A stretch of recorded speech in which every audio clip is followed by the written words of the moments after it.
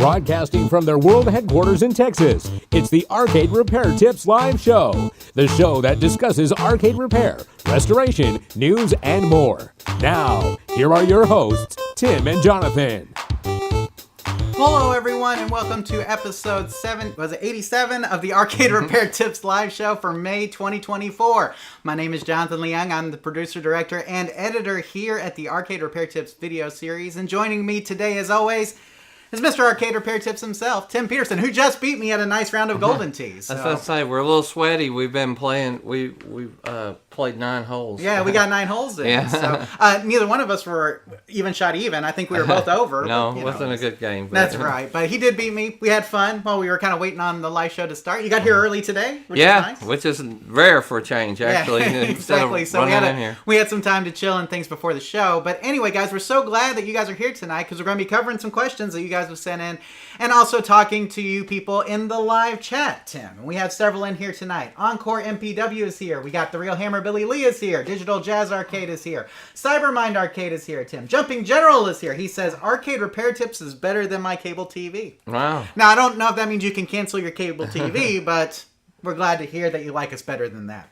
So, do people still have cable TV? I have cable. I've locked them. I do too, but I thought that this whole cord cutting thing was a thing. It's going to be a thing as soon as I get a different choice. I have no choice where I live, but... we have a couple other people here, Tim, as well. We got some questions in here. Alan is here. He says, hey, guys. And there's some questions, it looks like, already, and we'll get to those here in a bit. But before we do, Tim, how are you? Good. Everything's good. Just, we talk about it a lot of times. Life just never slows down. It just keeps ramping up. Always busy, but life is good, and we're glad that you're here tonight. Absolutely. So, and, I think it has been a busy month of April. I feel like a lot of things went on for me. I don't know about you. Yeah. So, but there's a lot of stuff going on. So we're glad to be back here with you. Last time, Tim, I believe I was celebrating my birthday. That's right. So that went really well. I'm glad to be another year old because, somebody told me it's like the only thing worse than having birthdays is not having them. That's right. So I think that's probably That's pretty true. good. Well, we do want to remind you guys that you can interact with us during the show by leaving messages in the live chat. Now, Tim, we did have a question from Ryan, and it looks like Nate may have got around to answering it, but I'll go ahead and throw it out here. He says, I still need help discharging my screen. No one does it anymore.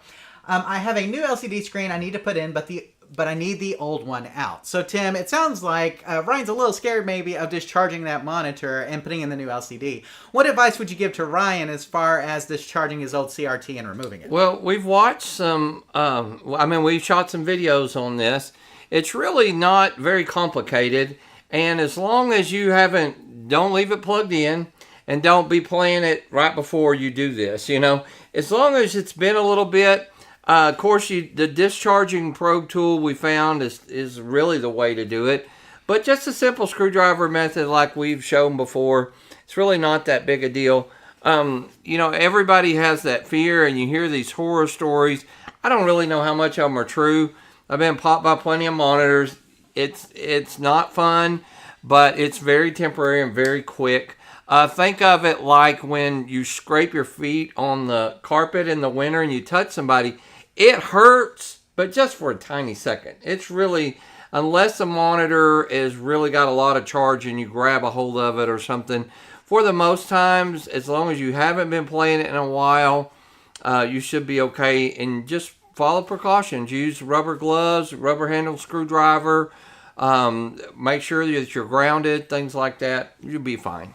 Yeah, and Nate said as much, Tim, kind of gave him some good advice, I feel like, in the live chat. So I would also refer you to that as well, Ryan. But for the most part, it's really just getting over that initial fear like we talked about. If you have a screwdriver with the alligator clip, or if you want to buy that pre-made from the Real Bob Roberts or someone like that, you can do that as well. Like Tim mentioned, a actual high voltage probe would be the best instrument for this. But in most cases, unless it's a black and white monitor or something like that, a normal screwdriver with the alligator clips to a grounded frame or something will work fine.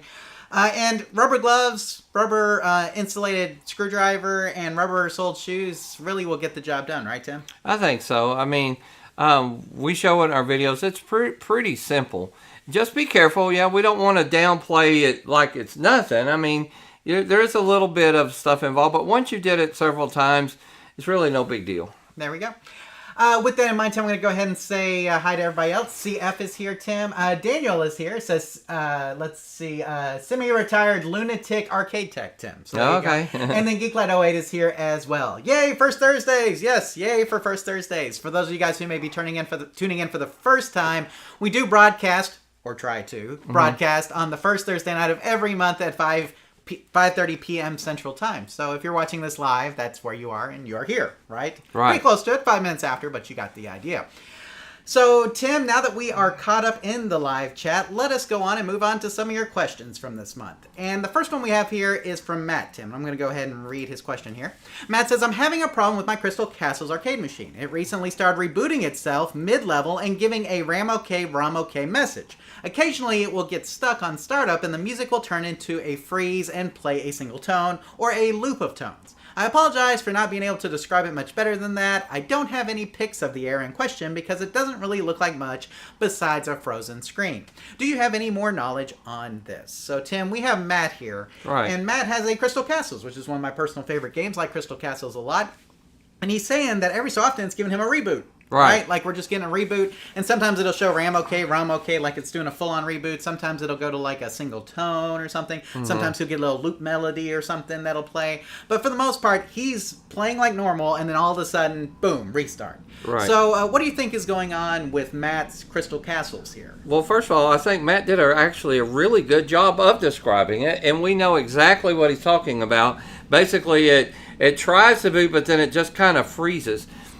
We like to talk about the ASAP approach a lot, and that's always start at power.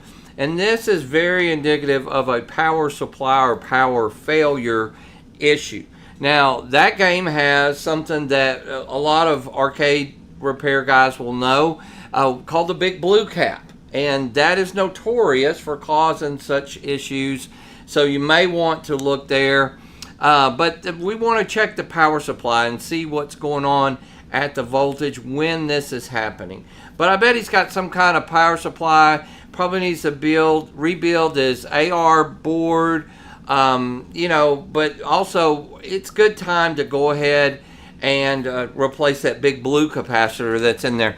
Now, another thing is we always kind of jump that direction, but we also want to make sure the edge connectors are really good and clean and ensure that they're really fit on there. If an edge connector is kind of halfway out, you'll get some of that sometimes too. So it could be something that simple or a loose wire, but more than likely you're having some kind of power supply issue, and goodness knows that thing is not new, right? Sure. So I have issues every day. When I get up, I can imagine that game is probably going through, and maybe nobody's ever rebuilt the monitor or the power supply in it, and maybe a good time to dig into those things. Absolutely, Tim. And Nate says the same thing. Sounds like he should check his voltage. Now, Tim, you mentioned something, though. Big Blue capacitor is a really good place to start. This does seem like it's very common on Atari games, where the Big Blue will go out and all of a sudden we'll be having these weird, funky problems, right? Or it'll start malfunctioning and we'll get some weird, funky problems. So Big Blue definitely needs to be probably replaced, if not checked. You can check and replace it. You may just want to go ahead and replace it. And then the AR board, Tim, like you were talking about. Right. So let's go ahead and move to the outline scene here so we can kind of summarize it for Matt. Rebooting or resetting symptoms such as this are usually caused by power issues, like we talked about. You can use a multimeter to check that the voltage getting to the board is correct. If it's not, you may need to replace or rebuild the power supply, which is an AR2 version 01, Tim. Okay. So it is an AR2 board, the first version of that AR2 board. So check the Big Blue capacitor as well and replace it if needed. Now, Tim, I have a link here that goes to Arcade Shop and their AR2-01 rebuild kit. Okay, so Matt, if you want to order a rebuild kit for your AR2 board, you can go to this link, order from Arcade Shop. Tim, we highly recommend Arcade Shop. It's one of our favorite parts suppliers, right? Correct. We've been doing business with Arcade Shop for a long time. We even met, what's his name that runs the place? Yeah, we met him one time at the Southern Fried Gaming Expo, right? Yes, we did. So we actually met him. Really good guy, really great parts supplier. Highly recommend Arcade Shop for a lot of that stuff. As Tim also mentioned, you want to check the edge connector. Make sure that the contacts are clean. So ensure that it fits snug to the game board. This is a common thing. If you're not getting that snug fit, sometimes those pins will not make a great connection. And Tim, like a lot of older arcade games, it sometimes will have a filter PCB installed between the edge connector and the harness. Oh, that's right. I forgot to mention that. Yeah, you can take that thing out of there. Yeah, so if there's a filter PCB in, you can take it out, and that will hopefully help the connection between your harness and the game board. Tim, is there anything else here we want to mention before we move on from Matt's question? No, I don't think so, Matt. But of course, if any of that sounds really foreign, the picture should help, and the link that Jonathan included will help. But if you have further questions, just email us back. We'll help you some more. Absolutely. I did put that link down in the show description, Tim, so you can just go down there, Matt, and click it if you want that rebuild kit. Tim, I also put a link to the Allen 1 replacement AR board that works for any AR board. Now, Nice. They haven't started selling it, I think, commercially 100% yet. They're still doing some testing on it. But it is basically a complete AR board replacement solution. And Allen 1, you may remember we covered last month, Tim, in them, they are releasing the Atari Asteroids Recharge cabinet, Yes. along with some new stuff. So they build full cabinets, but they have also made these replacement AR board components. Much needed. Right, that will Yeah. actually replace your whole AR board and actually makes it more reliable. And so you may contact Allen 1 if you're interested in that. That will probably give a little bit more life to your game. But with that said, if you rebuild that AR2 board, more than likely it's going to run good for a long time, right, Tim? Hopefully so. Yeah, but the Allen 1 may be a good replacement for you. If you're looking for even maybe a longer-term solution, or if this is a game that you're really looking to keep. Again, you'll have to contact Allen 1 and see where they are as far as testing of that goes. But Tim, the cool thing is that it has 2 LED readouts on it that show you the voltages that are being nice. output, which is awesome. So, Very nice. Really just a neat replacement board. Again, they're not. I don't think they're actually fully selling that yet. Still in the testing phase, but maybe something to look into. And I also want to make everyone who's watching aware that exists as well. So the Allen 1 AR2 replacement board, or just rebuild what you have, and hopefully that'll get you working, Matt. And let us know if you have any additional questions about your question. So, okay, Tim, I'm going to go over to the live chat here. Jesse asked, how often should your complete replace a power supply rather than repair? Well, I would say a lot of it just depends. How easy as it is, like that AR board to me is kind of easy to repair. Mm-hmm. But one that's all in a case and got little tiny parts and stuff, sometimes they're not worth it, like on the newer style. I would probably... So a lot of older games, just like older monitors, I prefer to repair them. It's a personal preference, though, and what your skill level set is. If it's got a bunch of socketed chips or something and caps that are easy to get to, by all means, I would try to do the repair. If it's surface mounted stuff, forget it. Just get another one. It's not worth the hassle of trying to fix it, or a lot of people don't have the correct tools to do that kind of repair.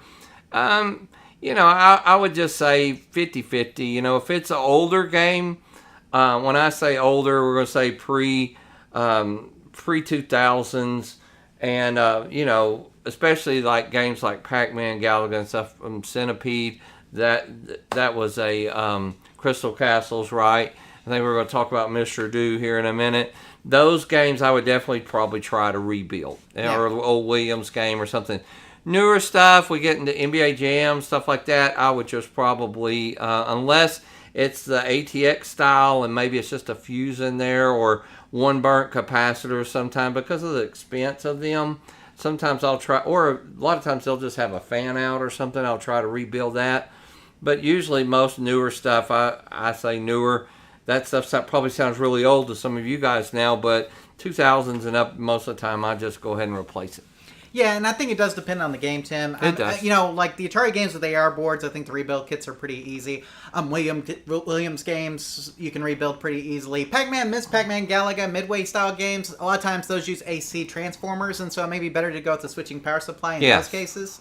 It just really depends on what you want to do. I mean, it depends on how you want to keep it original. Some people want things 100% original, right? And so if you're wanting that, then obviously rebuilding the power supply is going to be for you. If you're more like, I want something more reliable, sometimes a switching power supply can be more reliable, but sometimes just rebuilding the power supply in there can be more reliable. It just really depends on the game. So I think Tim's right, though. As a general rule, most early games before 2000, or we should say probably 1980s games, you're probably better off just rebuilding right? Versus, and then anything after the year 2000, 2000s and up, 99 and up even, probably better just replacing. So, and that's just a general rule. Again, there's exceptions to that, but I think that works pretty well. I think so. And Sounds your good. level, your skill level, what are you comfortable with? I like to fix stuff just to fix stuff. Sure. Sometimes it's just fun to me. Yep. And Jesse just sent $10, Tim. Thank you so much for that. So Thank you, Jesse. good luck with your future arcade repairs, and thank you for the donation. It is greatly appreciated. So, and Nate gave him some good advice there too. Daniel says, extra tip for rebuilding your power supply: replace all the old labels so you can see. Yes, absolutely. Very good. So if there's any labels that are on the board, replace those as well for sure. So okay, are we good? And Daniel also says that also applies to pinball as well. For sure. Yes, absolutely. So okay, I think we're caught up, Tim. Thank you guys in the chat for chipping in. Absolutely. So with that all out of the way, let us move on to our next question from Derek.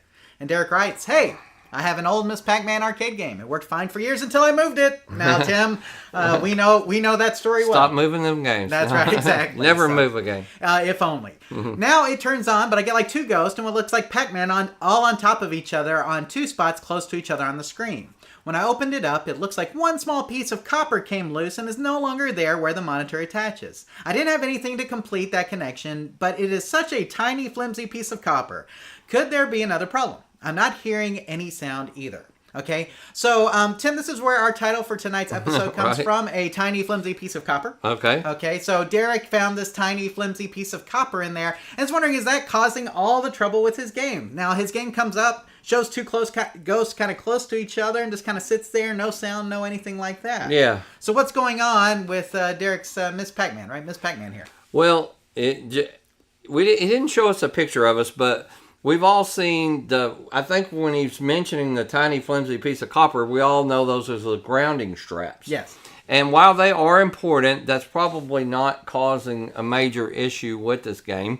We do like to keep everything grounded, and we do recommend that you do ground your cabinet and stuff. But more than likely, it sounds more like he's got a board issue going on. Of course, just like we talked about earlier, we're always going to start at power. We're going to make sure it's getting the right voltage and everything, and if it is, his edge connector's good.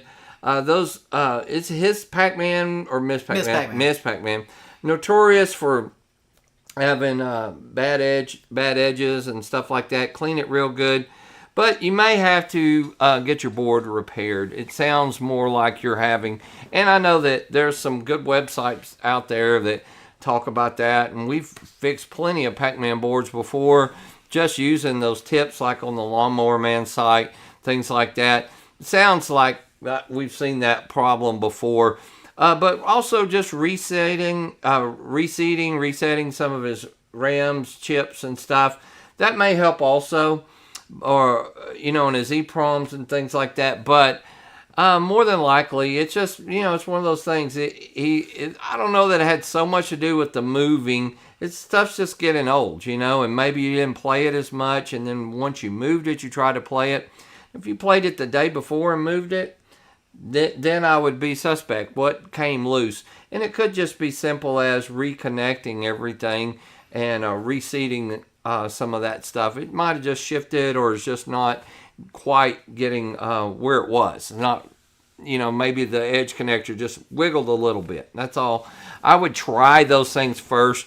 But more than likely, you're going to have to repair your board. We got several videos on that can help you inspect it, and maybe some resources if you need to send it off for repair.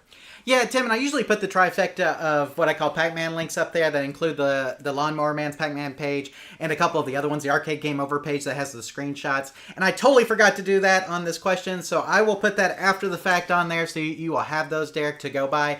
But there is the Arcade Game Over basically shows you pictures of everything and what the problems are with it based on that. But the thing that we were really thinking about is that it sounds like it was working before he moved it. Okay. And so it must have been something simple, and that's really what we want to focus on, right, Tim? Sure. So let's go ahead and show that. So based on your description, it's probably a loose connection somewhere, right? Check your edge connector, make sure the connection is good. Probably a good idea to check the voltage as well. And see our post on inspecting an arcade board for some tips that can help you get the board working properly again. And again, Derek, I will put all of that little clumping of Pac-Man links that I usually put on for Pac-Man questions in the show notes below after the show, so you will have those. And there are some great resources there that will help you find out what's going on. It really sounds like it's starting to boot, Tim, but it's not getting all the way through the boot process. Mm-hmm. And so it could be the processor that's not working properly. It could be a seated, like you said, a seated chip or something like that needs to be just pressed down a bit. And so maybe just, as we talk about in our video on inspecting an arcade board, maybe just gently pressing on some of those chips to make sure that they're making a good connection. And especially if you have a daughter card, making sure that the connection to the daughter card is good, because that will make a difference as well. And as Tim mentioned, the flimsy piece of copper that you're referring to is probably the ground strap that's used to ground monitor and other items in the cabinet. This being loose should not prevent the game from booting properly. However, it can cause shorts if it's just kind of moving around in the bottom of your cabinet. So, I mean, it is possible that something shorted out. But for the most part, it being disconnected is not going to cause an issue. But, again, it's more probably a board issue of some sort or a connection to the board. Yeah, I said RAM chip. It's probably more of a ROM chip. Right. Just to correct myself there. You got a lot of ROMs on there. Right, exactly. So that cause those character sprites and things. Right, and it's got, again, we've got the daughter card we have to worry about too. Sometimes when that daughter card comes loose, it'll cause some like weird issues as well, or if it's malfunctioning. And so there's stuff like that you'll need to take into account. But again, I will put all of the Pac-Man troubleshooting links that we usually put in the show notes in the show notes for this below after the fact, so that way you'll have those as well, Derek. Hopefully between what we told you to do, plus some of those troubleshooting links that we're going to give you, you'll be able to solve your problem. Tim, do you have anything else for Derek before we move on? No, I think we're good. Sounds good. So Derek hopefully answers your question, and good luck getting your Miss Pac-Man back up and running. And Tim, I really do think it's simple, because it was working, right? Like, it's the moving of games that happens all the time. So definitely something we see all the time. Back to the live chat real quick, Tim. Let's see. Joe says sometimes it's the opposite. Not working. By the time you get it home, it works great. Yeah. That happens too. Yeah. You buy a game not working, and all of a sudden you get home, and it's like, oh, it's working. So I would say those are your lucky days, though. Not as often, right? That's right. Daniel says, I've had games I moved to clean behind, and then it stopped working. Then it moved it back, and it worked fine. That happens. They like their spots, I think. That's right. Let's see. It says, a neat tip if you worry about this happening to you, use rubber rings used on pinballs for your screws where your boards are mounted. So there you go, Very Tim. good. Let's see. Joe says, just add grounds to every major component. Yeah, I mean, that's a good idea too, to be honest with you. So got to keep things grounded. Makes a difference. So let's see. Is that a Bob Roberts all-in-one power board pick? On that one, no. I think it was one. I wanted to show the ground strap in that pick, so I just kind of found one that had the ground strap in it, just so we'd have an idea. So that way we could make sure that we knew what Derek was talking about. Because I wasn't sure. The Bob Roberts one does look similar, though. Mm-hmm. But you'll notice that picture, and I can throw it back up here for a second. It's a little neater. It doesn't have the switching power supply on it, Tim. And so I think Bob only sells the cabinet bombs with the switcher on it. I don't think he sells one with the two transformers like that. So yeah, I think that's, like I said, it's just it's just a pick I wanted to find, so at least I get an idea of what he was talking about with the ground strap. So, okay, is that it? Cool. I think we're caught up. Okay. Moving on. Let us go to our next question from Dusty. And Dusty writes, I just got my first arcade game, and I'm so new to preparing them. Any help on why my screen would show a double image? I have attached a picture of what it looks like. Any help would be much appreciated. Thank you. Now, Tim, we can tell by the picture that Dusty has a Mr. Do. That's right. And it does look like there is kind of a quote-unquote double image in that Mr. Do.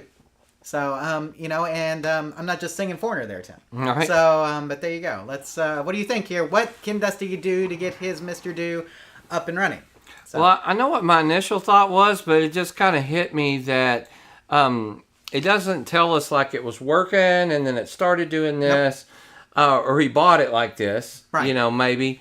I wonder he may have moved it and then it happened. Yeah, I would that would be my question. Did this happen or did you buy it like that? If it happened, you probably just got out of alignment or something and you could go into that. If you bought it like that and it's constantly like that, the more I looked at the picture, I was like, you know what? It looks like he's got it on medium res or something instead of standard, and you might get a double image that way sometimes. It's or the possible. Wrong monitor in there, which we've done before. We put a monitor in a game. We're like, what's wrong with this monitor? And it was just the wrong resolution for that game. I mean, it's possible, Tim, but I think whenever you have like medium versus standard versus medium, you will have an identical picture on both sides of the screen typically. So you'll get like an identical picture over here, an identical picture over there.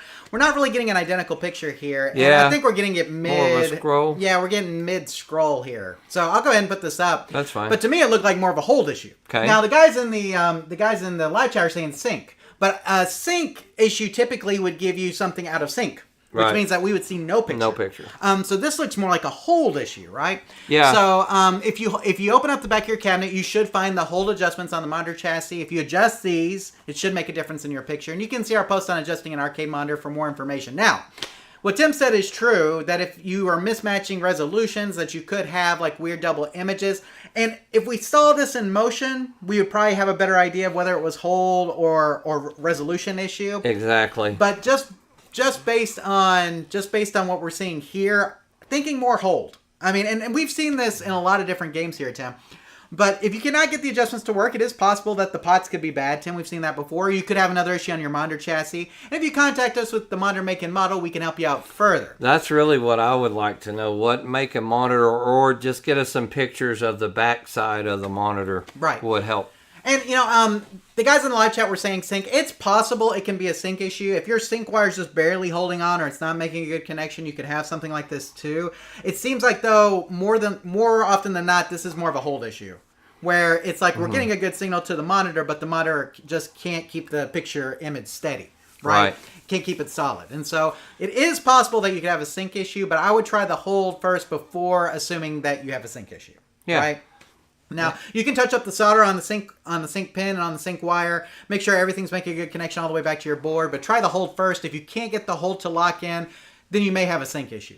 So, anything else, Tim, before we move on? No. Okay. So, Daniel says you could have the wrong sync wire attached. That's true. So, if it's a horizontal sync and you are hooking up vertical, or if you only had horizontal sync hooked up and you need composite sync, that's why I said, that. Really, my first question was, when did this happen? Right. And anytime I'm troubleshooting, if it just happened out of nowhere, a lot of times that will eliminate, well, you probably didn't go in there and redo your sync wires. Right. But they're right. If you bought it like this, who knows what the person before you did. Yeah. So sometimes that helps too when you guys are writing in a question to give us a little history on it. I always want to know the history of when this occurred. Yeah.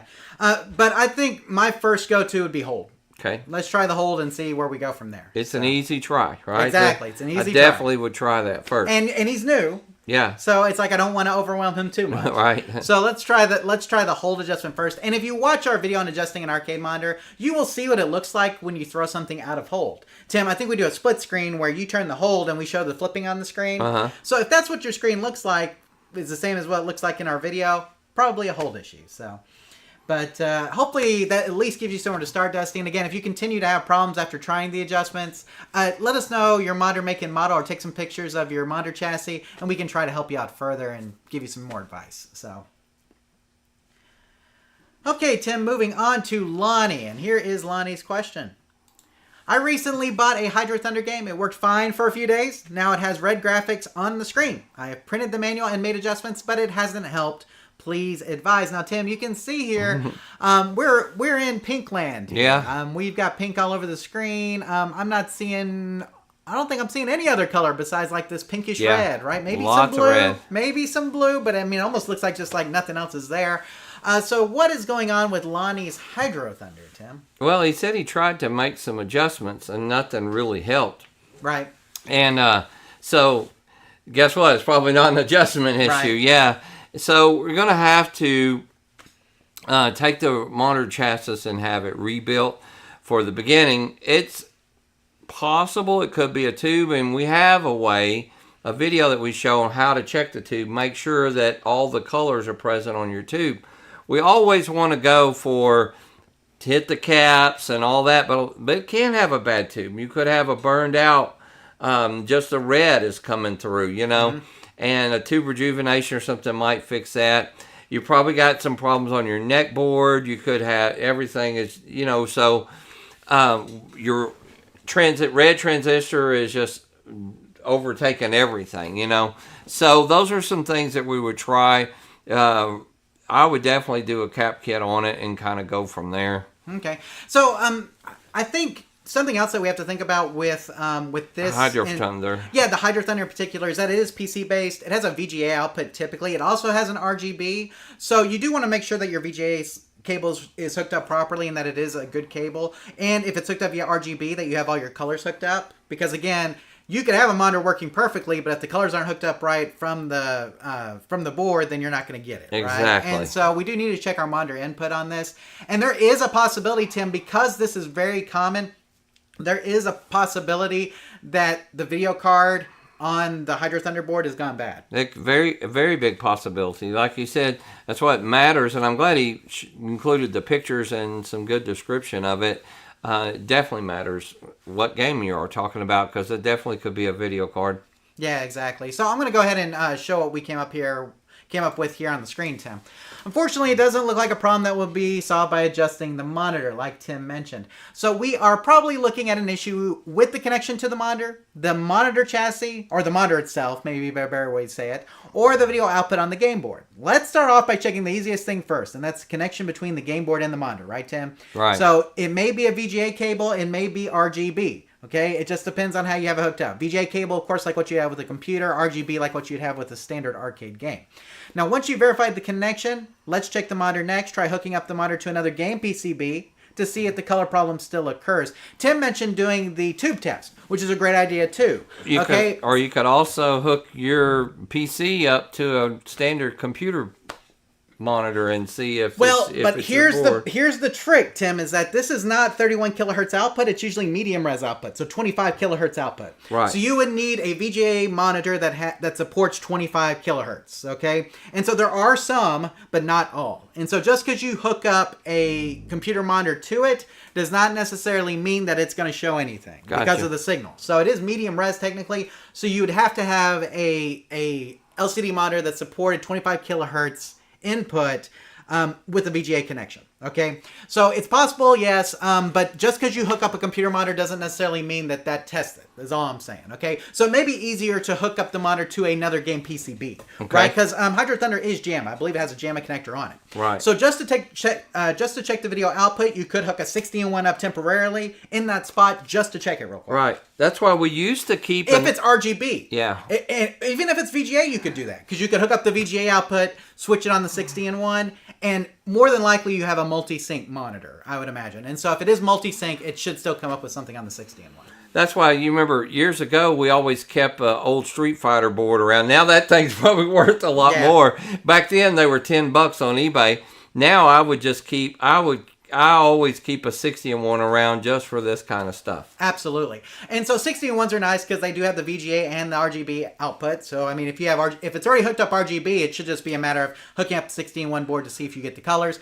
If it's VGA, you may have to hook up the VGA connection to the 60-in-1 board and swap the dip switch in order to do it. Yeah. But a 60-in-1 should allow you to test basically the monitor, right? Mm-hmm. And so let's say you hook up the 60-in-1, everything looks beautiful, Tim. Then we got a game board issue, right, at this point. And so you will need to either replace or bypass the Voodoo 2 card, Tim. And there is an image that you can modify the hydro.executable file to use different video cards besides that specific card that Hydro Thunder used. There's a lot of information about that on the internet that you'd have to look up. But it is possible that you could have some problems with your video card as well, and you may need to find another compatible video card to get that running. That's probably a 20%, I would say, probability there. I would say 50% probability on the connection, or maybe 40% on the connection, 40% on the monitor, and 20% game board. Is that about right, you think? I think probably that's about even fair. I'd say probably about even odds. It's a monitor or a connection issue, and then 20% of the time you may have a board issue. And so, but for some reason, I see this on Hydro Thunder a lot more than other games. Have you ever noticed that, Tim? I have noticed that. And so that's why that video card can be very, very cumbersome and can just die on you sometimes. And so, like Tim mentioned, though, doing the tube check is a really great idea, too, to test all the color guns on the monitor, because if all the color guns are working, the board is probably not getting a good connection from, the monitor's not getting a good connection from the game board, or you have a problem with the game board itself. Exactly. Tim, anything else on Lonnie's question before we move on? No, poor Lonnie. We gave him a lot of stuff, but Just hang in there, Lonnie. It's really not as difficult. You might have to rewind some and play it slow, but it's really not as difficult. Now, some people were saying you can change over to the LCD, and I think most people agree at this point, Tim, that going with an LCD on driving games is probably fine. Yeah. Because it seems like they actually look pretty decent in those cabinets. And so if you want to go with the LCD replacement, you could at this point. Right. A lot of people use an off the shelf LCD with the Gombus video converter. I don't like that. We don't like that. We typically recommend getting a commercial grade arcade quality LCD that already does the video conversion in it. But it's up to you as to what you want to do. You could use the Gombus video converter and just use something off the shelf if you want to. Definitely cheaper that way. But if you want to make sure it's going to run for the long haul, probably better to go with a commercial grade arcade quality LCD, just like the one I have in this cabinet over here. That's a Wells Gardner, Tim. I agree. Great stuff. So up to you, Lonnie. Whatever you decide to do, let us know. And if you need additional help, please contact us and let us know what you need. So. Coming over to the live chat a little bit, he says, make sure the fan in the PC is working. There's some fans that the PC can go bad. I've already replaced a few fans in my Hydro. That's from Nate. He's exactly right. So those computers, basically in those cabinets, run hot. And so if it is not getting cooled, you will have problems. It's going to take a toll on the electronics in the game. So make sure that all your fans are working. Always a good idea, no matter what. So. Okay, Tim, are we ready to move on? Think so. Let's move on. Next question we have is from Dennis. And he says, I enjoy your YouTube videos. I have a 1980s Pac-Man that I'm trying to get going. I have sounds but no picture. When I turn up the brightness, I still get nothing on the screen. Assume my chassis on this monitor is in need of repair. Is this something a beginner can fix on his own? Thanks, Dennis. So, Tim, this one's interesting. Is this something a beginner can fix on his own? Okay, so that's really the question. I know, but Tim, just based on what Dennis already said, you can probably tell me what's going on, right? Right. Well, it's it's a classic case of what we call playing blind. Sure. And he's got a monitor issue, but we will focus in on that. Can a beginner fix this on his own? Well, I would definitely, it would depend what your soldering skill level. Can you solder? Have you done that? Have you done solder at all before? If you're a little bit familiar with a soldering iron and can do it, yes, I think so.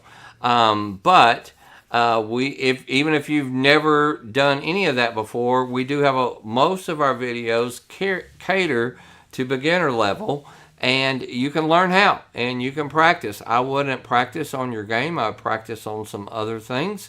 But at the same time, I think it's very... something that can be fixed. And then, worst case scenario, you learn how to discharge and take out that monitor for a pretty reasonable price. You can send it to somebody like our friend Paul or some of the other people that we recommend, and they will repair it. And then you just have to put it back in your game, and you'll have a great looking monitor for years to come. So there's a lot of things that it could be when it's playing blind. That's why we shot a video on that. I'm sure Jonathan, you're going to link that, or he can Google search that. Troubleshooting games that are playing blind, because several things that it could be. Sometimes it's a really simple fix, like a fuse or something. Other times it's pretty detailed. And it may get into beyond that beginner level. But if it's just a caps or a fuse or something, it's definitely worth a shot. And I think that that's kind of up to you. What are you, before I ever worked on a game, I was already working on other stuff, and it was a good transition over, and I like to know how stuff works and stuff.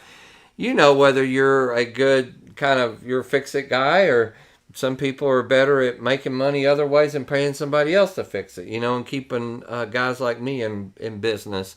But it's kind of on your level of skills, but definitely can be done.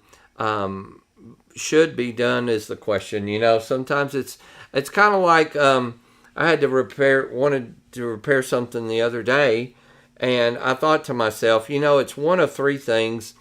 I am going to spend all Saturday doing this, and I didn't have a Saturday to spend. I thought, if I call the repair guy, he will be able to troubleshoot that in minutes. Yes, he'll charge me a couple $100, but it'll be fixed that day. I won't have to fix one part. Oh, it's not that. Let me order something else. And so finally, I'm just like, you know what? In my opinion, that day, it was more worth it to me. I made more than that out working, so I'm like, I'll just pay him. It was easier for me. So whatever your situation is, but by all means, we will help you in any way that we can.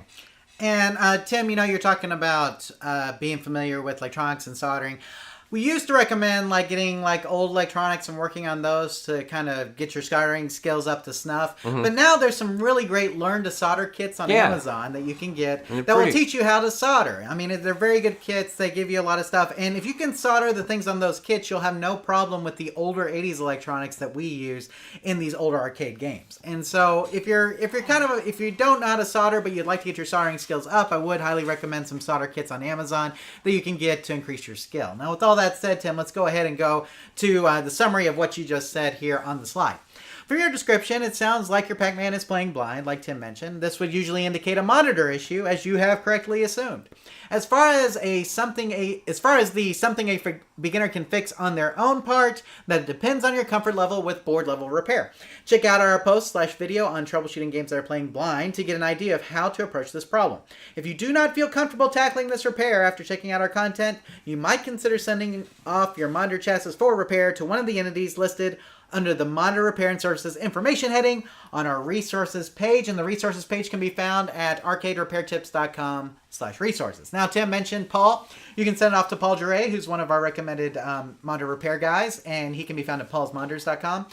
More than likely, the monitor that's in your Pac-Man, Paul has probably seen a million of, so you can take that thing out, ship it to Paul, he'll ship it back to you, and you're in good shape. So, I mean, it's up to you as to whether or not you want to try it on your own, or if you want to ship it off to somebody for repair. Those are kind of your options. So let's see. I was going to go over to the live chat here. Daniel says, make sure you read, and watch as many videos, and then make sure you talk to as many people who have games. Then you may be lucky. First rule, anyone should learn when doing anything in electronics. Always ask questions all the time. That is true. Let's see. And videos on here on YouTube are great. Yes, they are. Our videos are good, but there's a lot of great videos out there. So, so there's a lot of great videos out there that'll teach you a lot. And again, you can watch our video on troubleshooting games that are playing blind. That's going to get you familiar with the process. And if you look at all of that and you're like, dang, that's really difficult, you probably need to send it off for repair. Yeah. So it gives you an idea. Joe says, every 1 hour I spend fixing, I spend at least 10 hours researching. Yep, that's how it goes sometimes. So, Nate, quick question. Do you know anyone that would be able to repair the sound on an SCI Special Criminal Investigations PCB board? Board has no sound. Added an amp, still nothing. Changed pots. So, if you're looking for board level repair, we do have a list of board repair guys on our website. I'm trying to think of somebody who that would be good for, that would be readily available. Our friend Raymond does a lot, but I think he's pretty busy at the moment. I think he's pretty backed up. Arcadecomponents.net, or is it .com? Arcadecomponents.com. But we do have a list of other board repair guys on our resources page as well at arcaderepairtips.com/resources. I'm trying to think of somebody who he could ship that off to just right off the bat, but I can't think of anybody at the moment. Special Criminal Investigations, the SCI. Mm-hmm. And I'm trying to, like I said, I can't think of anybody offhand that would be great for that. I'd probably just email some of those board repair guys, tell them what I had, and see what they would recommend.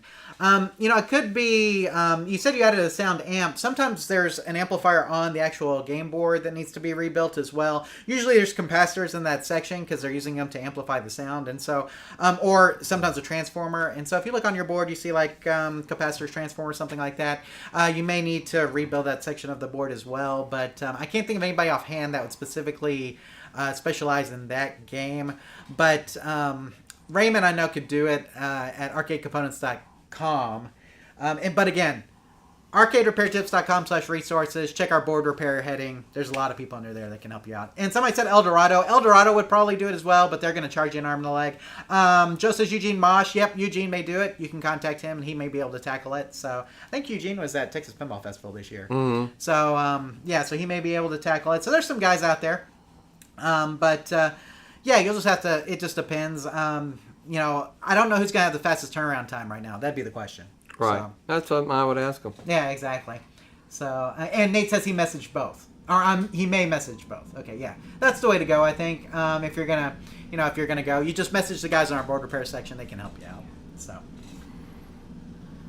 Well, Tim, I think we are finally to the quick question and answer portion of the show. Okay. So this is where I rapid fire some questions at Tim, and he rapid fires some answers back. So we have 3 kind of short questions this month from 3 people that have to do with 3 different games. And so what I'm going to do is I'm going to read these questions off to Tim, and then he will rapid fire some answers back to us for these questions. So let me go ahead and read those, and then we'll get Tim's thoughts. So here we go. The first one's from Kayla, Tim. Kayla says, I bought a Terminator 2 arcade game. It says it is unable to read the calibration for the guns. So I try to calibrate the player 1 gun and it will not hit the target at the right bottom. It is really hard to see. What can I do to fix this? So we have a Terminator 2, can't calibrate guns, really hard to see. Let's see, Roger's got an Arkanoid arcade cabinet. Everything's working except the spinner. The spinner will move the paddle in the game to the right, but not the left. Any ideas on how to test it or fix it? Thank you, Roger. So, Arkanoid spinner issue with not moving to the left. And then we have Phobophobia, who says he has an original Mortal Kombat 3 cabinet. The UMK3 board that he has resets and it has glitchy graphics, but the MK3 board he has doesn't have sound. Okay, so just to summarize here, Kayla with Terminator 2 calibration issue, Roger with an Arkanoid spinner that won't go left, and Phobophobia, who has a Mortal Kombat 3 cabinet that has 2 different boards with issues. So, Tim, let's take these real rapid fire real quick. So the first one with Kayla and the Terminator 2 arcade game that won't calibrate the gun on, what do you think's going on? Well, try to turn up the brightness almost as high as you can stand it and see if that helps. If not, you can watch a video on troubleshooting games with light guns and kind of go from there. Okay, and then the next one with Roger was like, I got the spinner on Arkanoid. It will go right, but it won't go left. What can he test or what can he do in order to troubleshoot it? Well, check the wiring going to it and make sure that all the wires are correct, the left wire in particular in that case, and then check your optics and make sure that they're clean, that it's going through there, and you may have to just replace the spinner.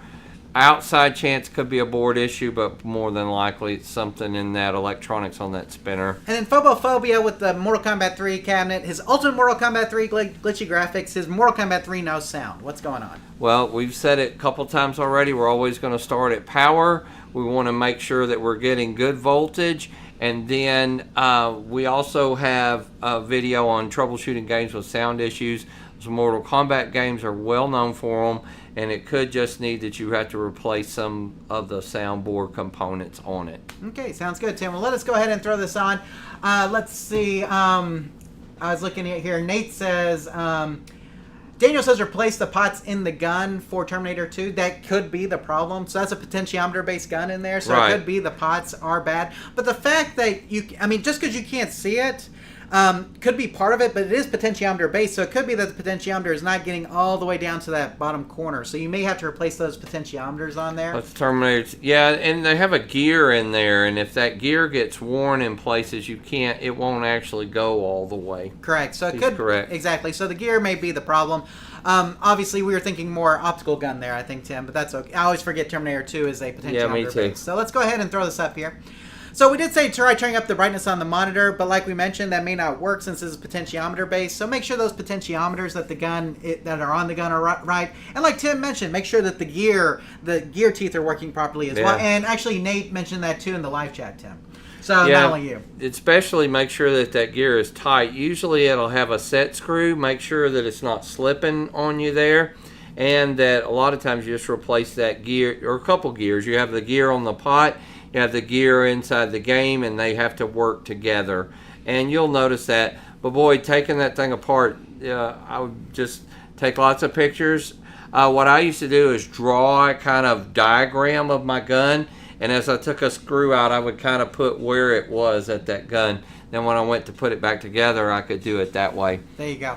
Roger said, and you told Roger, let's check the wiring on the left wire to the spinner. Check the optical sensor. Okay, and somebody said ohm it out. It's not an ohm on that. I think it's a pulse. Right. Those little optics, I think they pulse, Tim, when they're working properly. So if you have to put a logic probe on it. If you put the logic probe on the optical sensor, it will pulse. If you get no pulse, then it's not working. Okay, and so if you want to replace the actual optical sensors, then you can check them like that, see if they work. Logic Probe is best for that. But, of course, you can just replace it with a new spinner as well, right? Right. So, and it could possibly be a board issue. That could be the case.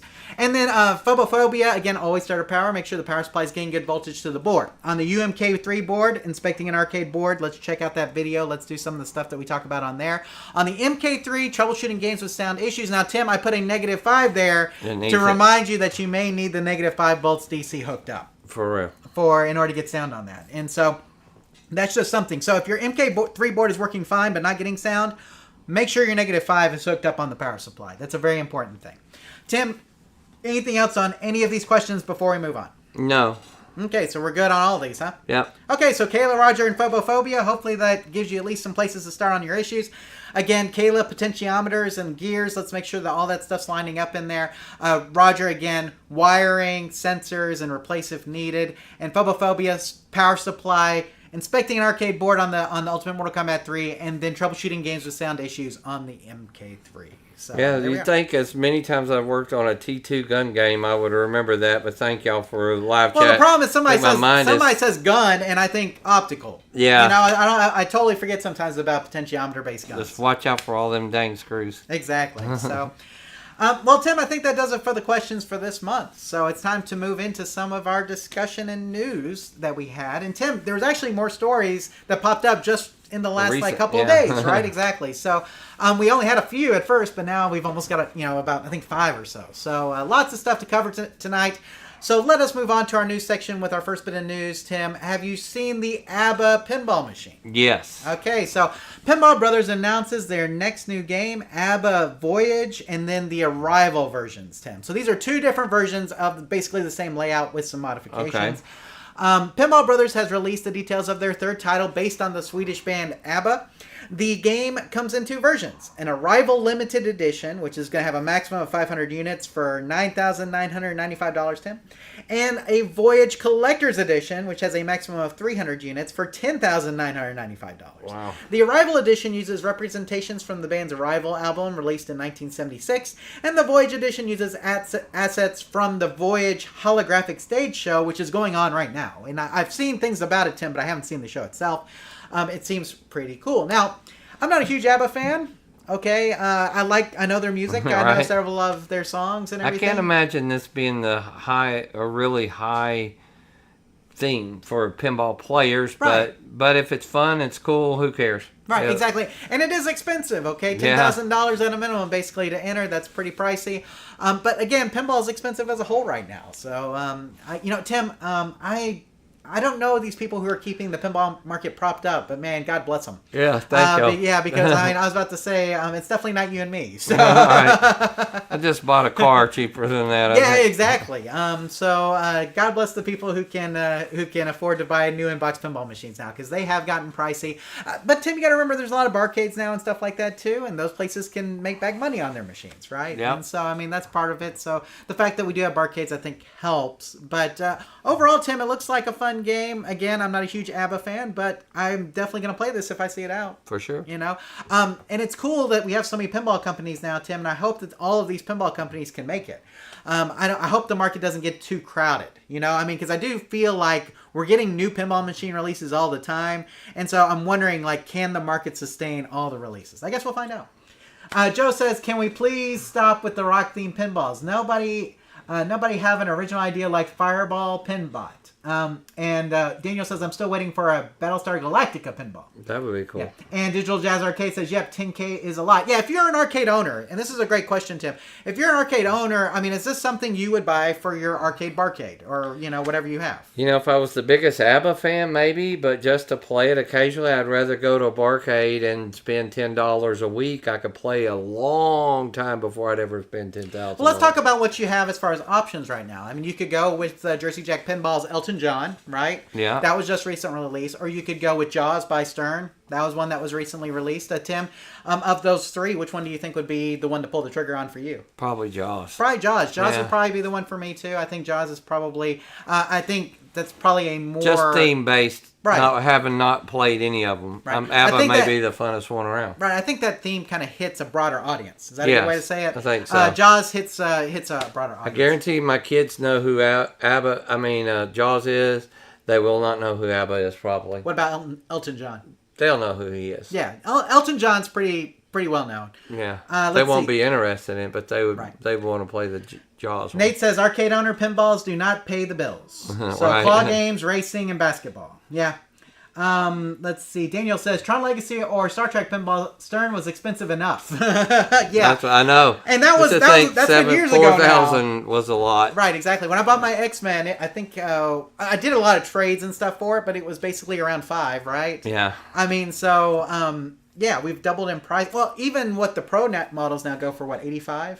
Something like that. So. It's crazy, but then look at groceries. So what can you say, right? Prices have gone up all the way across the board, but definitely something I want to play, and I think there will be some arcades that will probably invest in this title just because people like things. So, but Tim, I'm okay with my pinball machines that I have now. I don't need all the digital fancy LCD stuff and everything. I'm good. So like I said, God bless the people who are propping up the pinball industry. So. If you're one of those, thank you very much. Exactly. Let's see, RG. After all these years of listening, I'm finally able to listen live. Congratulations, RG! You're here live. You are here. Thanks for being here. So, and even though you're late, Tim, you're always right on time. So exactly. Daniel says 8,500 to 9,000 for the Pro models now. Yeah. Easily. Exactly. And I mean, my Pro model, like I said, was closer to around 5. So it's just amazing how much they've gone up. Now, if you find a good distributor, they may cut you a better deal, but that's just pricing as a whole has gone up. Let's see. Joe says, come on, Doctor Who Pinball with the finger chopper. We're great. So, yeah, I mean, if you want to, there's so many different pinball machines. And here's the thing, Tim. I think I'm still nostalgic for, like, the DMD style games. I mean, I know these nice ones with LCD and all the fancy features and everything are cool, but, there's a lot of nostalgia for me with the old school DMD, right? Yep. So, it is what it is. But, again, ABBA pinball's coming out. Hopefully, they're going to sell a ton of them, or at least their maximum units. So, because I don't know what the real question is. I wonder how many of those they'd have to sell to break even. Yes. You know what I'm saying? Because you got development costs, you've got to source the parts, you got licensing, you got all that stuff. So I mean, hopefully they make enough back to at least break even, if not make a little money. Hopefully make a little money. Hopefully. So. Well, Tim, everybody's favorite professional gamer is in the news again. I know you like to hear that. Mr. Billy Mitchell. So Donkey Kong Guru sues over cheat claim. This is from NCA NewsWire, Tim. Billy Mitchell has launched legal action against Carl Jobst, a renowned video game YouTuber in Brisbane District Court, over the allegations surrounding his top scores in the iconic 1981 arcade game Donkey Kong. Mr. Mitchell is seeking $450,000 in damages, so I guess he could afford to get a pinball machine. Alleging Mr. Jobst frame him in videos where he detailed the allegations that Mr. Mitchell cheated to achieve his high scores in Donkey Kong. The trial has been delayed multiple times due to Mr. Mitchell being unable to appear in court due to travel issues. Imagine that, Tim. Right. He somehow cannot get over to Australia. So, it sounds like he filed this thing and was hoping it would move forward. Settle. Yeah, or hoping it would move forward without him, or maybe hoping it would settle. And it just doesn't look like that's going to be the case. I think if he wants to get any kind of judgment, he's going to have to probably be there in person. And I just don't see him traveling to Australia. It's kind of expensive anyway, Tim. I could be wrong. We'll see if he shows up. But it just sounds like he may have done it just to threaten legal action. Yeah. You know what I'm saying? And guys, I don't like these kind of frivolous lawsuits like this. I just don't. So, I mean, it is what it is. But, I feel like we have to report on it just because it is, it is news, because Billy Mitchell's there. So, But again, it seems kind of frivolous, and it's just kind of a way, I feel like, for Billy to just stick it to Carl Jobst just a little bit. You know what I'm saying? I don't know if anything's going to come of it. We'll keep you posted if we find out more, and maybe you guys can give us your thoughts on what you think. $450,000 though, Tim. Let's buy 45 pinball machines with that. Pay for a trip. That's right. So, I'm going to come back here real quick. It says Daniel remembers playing Terminator 2 pinball was $3,000 at the AMOA show in Las Vegas. Wow. When it debuted. Crazy. Let's see. Remember, what was it? So if you guys have been listening to us for a long time, you may remember that we used to cover the Texas Pinball Festival, and we were there when Jersey Jack first started. And he said that Wizard of Oz pinball was going to cost $4,000. Yeah. And we thought that was an Crazy. insane amount of money for a pinball machine. People were freaking out at Buy how a much used that one was. for that. Right, exactly. So, and now if you would have gotten in on the pre-order on that, you would have gotten a heck of a deal. So it's amazing. But yeah, let's see. Joe says, great, my favorite channel is now getting sued. Good luck, guys. So there you go. But yeah, I mean, all this kind of stuff, you know, it is what it is with Billy. Hey, I mean, I guess I understand it to a certain extent. But, I mean, you know, he needs to, I mean, if he wants to threaten the legal action, he has to show up, right, Tim? That's it. I mean, you got to do, you know, you can't just throw a lawsuit in there and then expect to get something from it. You know what I'm saying? So, and I think he'd have a hard time proving that he lost $450,000. I think so. I could be think wrong. that the damages, that's more than... I think he just did it. It's a publicity type deal. Yeah, absolutely. So we'll see. If something comes from it, we'll keep you posted. But until then, that is the news for that. Now, Tim, this may be the saddest news that we had all month that we got here, and I think we all kind of felt it a little bit when it came out. The processor used in Pac-Man is being discontinued 48 years after it launched. The Zilog Z80 8-bit microprocessor has finally reached the end of its commercial lifespan, 48 years after it first hit the market. The Z80 was used in many pieces of gaming-related hardware, including the ColecoVision, sorry, Tim. Thank you. ZX Spectrum, MSX, Amstrad CPC, and the Sam Coop, I don't even know that one, Okay. as well as many coin-ops such as Namco's iconic 1980 release Pac-Man. The Zilog has announced that final orders for the Z80 will close this June. Now, something you guys need to be aware of is that this will not be the end of the Z80. Okay, this is just the end of Zilog producing them. Okay. Okay, I don't think this is going to be the end of the Z80. The Z80 is used in too many applications for it to go away. But I think that Zilog is saying we're moving on from producing it, and so if other people want to produce it, that's fine, but we're not going to produce them anymore. Interesting. So I think there will still be Z80s around, but the original manufacturer of Z80s will be no more. So there you go. But let's see. Digital Jazz Arcade says, oh man, I'm glad I just bought a few Z80s. Yeah, if you want some actual, like, real Zilog Z80s, you better buy them while you can. The original manufacturer, like the real stuff, you better buy them. But I believe these processors will continue to be available from other manufacturers. Something to keep in mind. But it is kind of sad, because this was the original version, and so that was the one you found that's found on a lot of arcade boards. And so, Tim, just a sad day, if nothing else. So, let's see. Fairchild and National Semiconductor and a few others are still making them. Yeah, I was about to say, there's several other manufacturers still making them. It's just Zilog is not going to be making them anymore. So, going back to the Billy Mitchell thing real quick, Daniel says, I'm sorry if Mr. Mitchell is as good as he says he is, then he should be made to do the contest again to prove his ability. You know, I mean, at this point, I think they've already kind of concluded that everything's okay. Like, they've already said that Twin Galaxies has already re-accepted all of his scores and everything. So I'm, like, fine just leaving everything where it is. And it doesn't matter, like, the Donkey Kong scores anyway, people have beat now, right? Right. Like, he's not, I don't know where he sits, but I don't even think he's in the top 3. He may be outside of that. So, I mean, there's his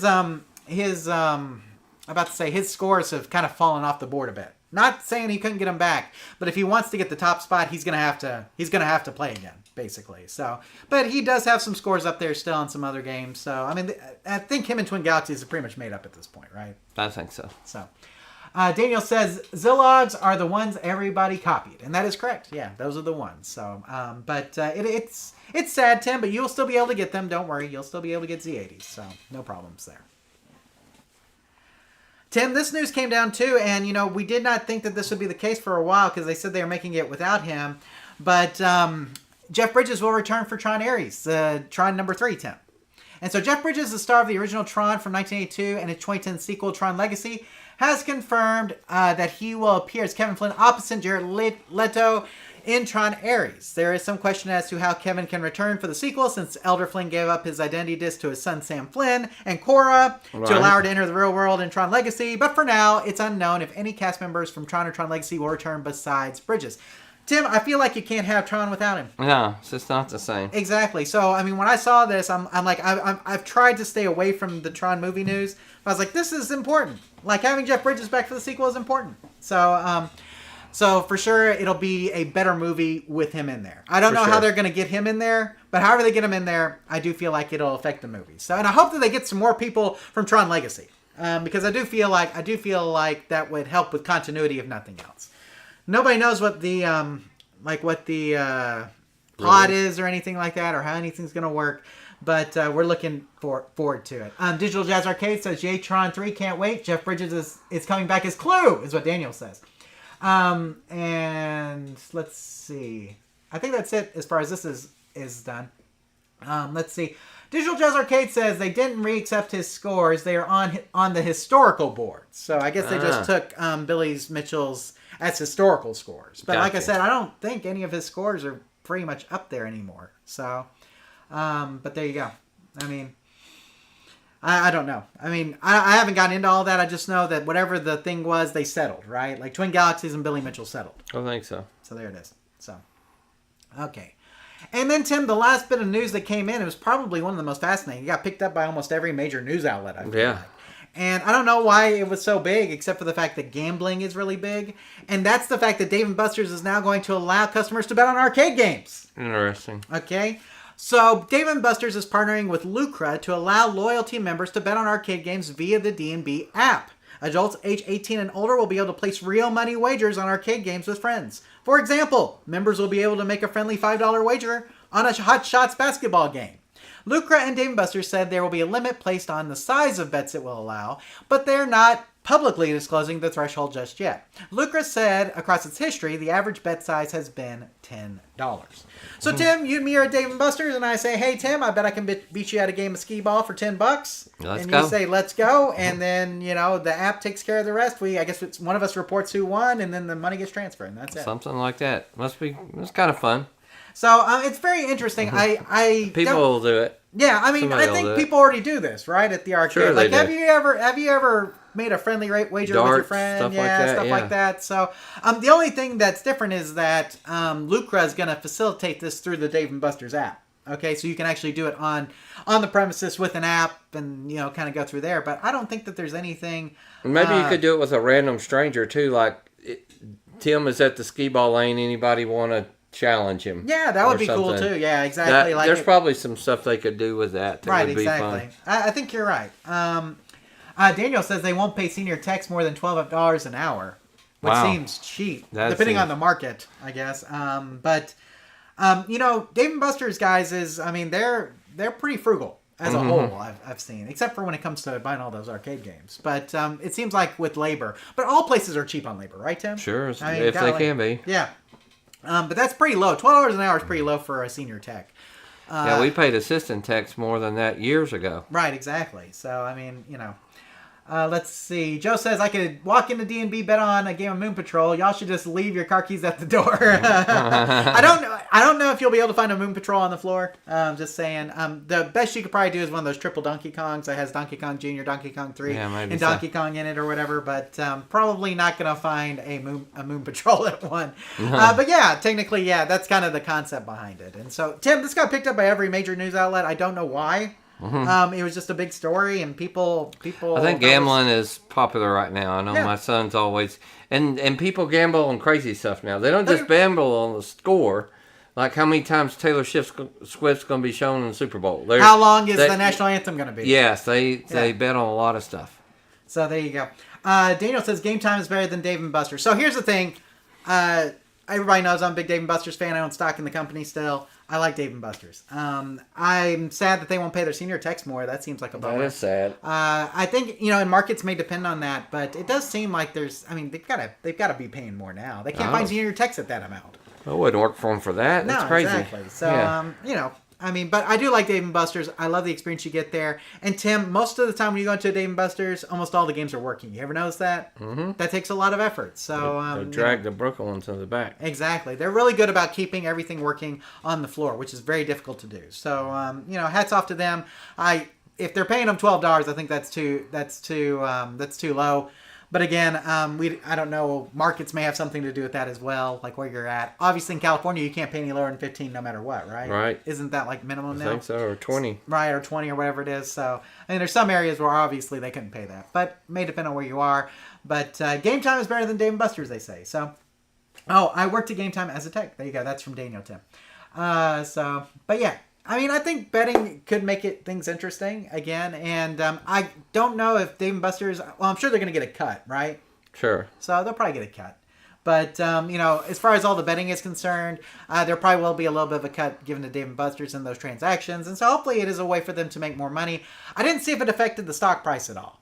Should I check that? Yeah, I'm kind of curious. Let's check it real quick. Has that affected my stock price real quick? Mm-hmm. So live me checking my stock prices, Tim. So this is the best video ever, right? All right. So I will tell you real quick. So let's see. Okay. Oh, it did. Oh, it did. Yeah, it seems like it's up a little bit over before the announcement. So let me see what the the whole thing is here. Okay. So it's. I mean, I think you see a little bit of you saw a little bump right there, and then a little bit back down. So there's a little bump definitely because of the news. Probably almost not like huge. Maybe a $3 bump, something like that. So so there's a little bit of a bump because of it. We'll see what it means for the long term, though. That'll be the thing. So Dave & Buster's has huge locations. Not a lot of classics, but I enjoy going there. That's Joe. Yeah, same here. Daniel says Game Time has a bowling alley. There's a lot of Dave & Buster's that have bowling alleys. Right? And they have the golf simulators at Dave & Buster's. They've got pool tables at Dave & Buster's. What else do they have at Dave & Buster's? So, we don't have a Game Time, so I don't know. Yeah, exactly. No, we have them. I've been to one. It's been a while. And it was nice. I didn't see a whole lot of difference between them, but I just like Dave & Buster's because the food is good. Mm-hmm. So, excuse me. That's the one thing I always think about Dave & Buster's. It's a really nice arcade with really good food. Yeah. You don't find.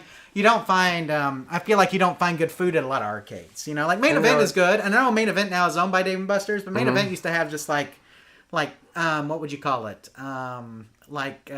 Party food. Yeah. Like stuff like, maybe some warmed up pizza, nachos, hot wings, dogs, maybe, stuff like that, But not like actual sit down restaurant food like what Dave & Buster's has. And so when I think Dave & Buster's, I think pretty good food, really great arcade, right? Yeah. So, but there you go. I have played it at Game Time. It's been a while though. So, and it was nice. It's just, I'm a Dave & Buster's guy. What can I say? Well, Tim, let's wrap it up. I think that's about it, right? Yep. So we did have somebody submit, probably about a month back, submit a video to put on for the pre-show of the live show, like somebody who wanted promotion for their channel. We have not gotten around to reviewing that. We've been busy. I'm so sorry. I will super try to do that before the next episode, but we are still looking for people to send us arcade-related videos. So if you want some free advertising for your YouTube channel, we're looking for people to submit short videos, 10 minutes or less, about arcade-related topics. Send a link to your video to questions@arcaderepairtips.com, and our staff will review it if we have time. If we like it, we will use it during one of our live show episodes. Make sure you put a plug in for your channel so people will know where to find you. We look forward to seeing your submissions. So there you go, Tim. And again, we got a submission. We haven't gotten around to reviewing it as a staff. And so once we do that, we will put it on the front of one of the live show episodes. Sorry about the delay. It's just things are busy, right, Tim? Yep. So there you go. And Tim got here early today. This is like the only time I was about to say I haven't talked to Tim in forever. We've been busy, so. And then, guys, we have our contact information we do want to remind you about. We have our general email at questions@arcaderepairtips.com, questions@arcaderepairtips.com. And if you put live show in the title, it will get mentioned on the show. Tim, Allen sent in a question, but I had already finished the outline by the time he did it. Okay. And so, Alan, I got your question, and I'll try to write you back before the next live show. Before the next live show. I'll actually try to write you back. And, Tim, just based on what I read, Alan, I really want to think that your problem had to do with the AR board. I know one of the AR boards, I know you said that the AR boards were rebuilt, but the fact that you're getting audio out of the headphone jack but not out of the speakers makes me think that's the case. Again, it may not be, but just on Alan's problem, we'll write and we'll communicate and I'll let you know about that. But again, our general email, questions@arcaderepairtips.com, questions@arcaderepairtips.com to write us. Then we have our YouTube page at youtube.arcaderepairtips.com. Of course, if you're watching this right now, you know where our YouTube page is. But if you are listening to this on the Question and Answer podcast feed and you want to check out the video for this episode, make sure you go to youtube.arcaderepairtips.com and look for episode 87. Right, Tim? 87? 87. There you go, 87. So there you go. And we do try to cover comments from the last live show on the next episode. So if you guys leave a comment on this video, we will try to cover that in our next live show. So that's another way that you can get in contact with us. We have our podcast feed, which has our live shows, interviews, question and answer podcasts, etc., all sorts of stuff. And you can find those on iTunes, Spotify, or Audible. at itunes.arcaderepairtips.com, spotify.arcaderepairtips.com, or audible.arcaderepairtips.com, respectively. And if you would be so inclined, please leave us a review on one of those or all of those pages, letting us know that we're doing an absolutely fantastic job or what we need to improve on. Again, reviews really help us, guys, as far as getting reach and coming up a little bit higher in search results. And so if you would, please leave reviews on one of those and let us know how we're doing. Again, the iTunes page at itunes.arcaderepairtips.com, Spotify at spotify.arcaderepairtips.com, and Audible at audible.arcaderepairtips.com. And then we have our social media pages, Tim. We have our Facebook page at facebook.arcaderepairtips.com. We always want to thank Mark, our community manager, for helping out with that page. But we also post a lot of news there, too. Me and Tim do. So a lot of the news stories that we cover tonight can be found on our Facebook or Twitter/X feeds. And so if you guys want to check those out, make sure you subscribe to them. Again, facebook.arcaderepairtips.com for our Facebook page, and twitter.arcaderepairtips.com for our Twitter/X feed.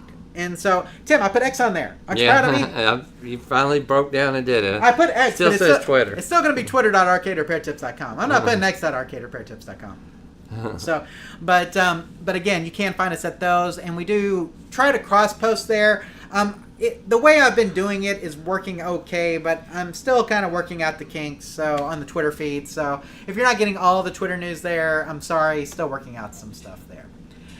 And YouTube Punk says, oof, I'm really late. No, you're not. You're right on time. We are wrapping up the regular part of the live show, though, aren't we, Tim? Yep. Okay, so at this point, I think we will do that. Now, we do have the after show coming up, Tim. What are some of the things we're going to be covering on the after show? We'll be talking about probably some sports, like the NFL draft and how some of our teams are doing. Probably discuss some movies and TV shows, which I didn't even get to you because I haven't watched that much, honestly. I've been working and sleeping. But we'll talk about, and we'll just talk about things in general and any topics that you want to bring up. Can we talk about some business too and some stock market? For sure. We're going to be talking about Carvana. Yeah. Did you guys see what Carvana did today? Interesting. While we're on break, you guys should look that up and see if your Carvana stock you've had for 8 years is paying off. And then we will also talk about Red Lobster. Yes. When was the last time you went to Red Lobster? Yeah. Well, there's a news story about it. We'll talk about it in the after show. Again, the after show is just like the regular show, except no topic is off limits. We do talk about all sorts of stuff. So again, TV shows, movies, stock market, business, along with some sports as well. Make sure you stay tuned if you're so inclined. But thank you for joining us tonight. If this is your off-ramp, we're so glad you are here. Round of applause for the live chat and all those people who are here and there. We love you guys. Thanks for being there. Thank you, guys. Thank you to Jesse for donating $10. That's awesome. Thank you so much for the support. We really appreciate it. But overall, always have a great time with you guys. So glad you could be here. And we hope to see you next month. Or you can stay tuned about 5 or 10 minutes for the after show, right, Tim? Sure. So next month, after show, choice is yours. But remember, here at Arcade Repair Tips, when you fix the game, you play the game. Thanks for watching tonight, everybody. And join us for the after show here in 5 to 10. Or we'll see you next month for the regular show. Take care.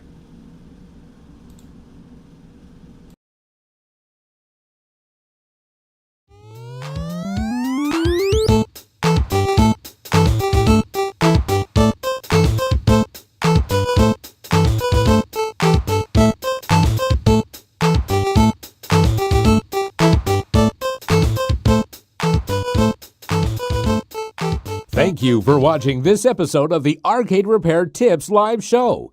All of our past episodes are available on our website at arcaderepairtips.com or on our YouTube page. This show is intended for entertainment and educational purposes only. Please consult a professional before attempting to repair any coin-operated machines yourself. The preceding program is a Varcade Entertainment production.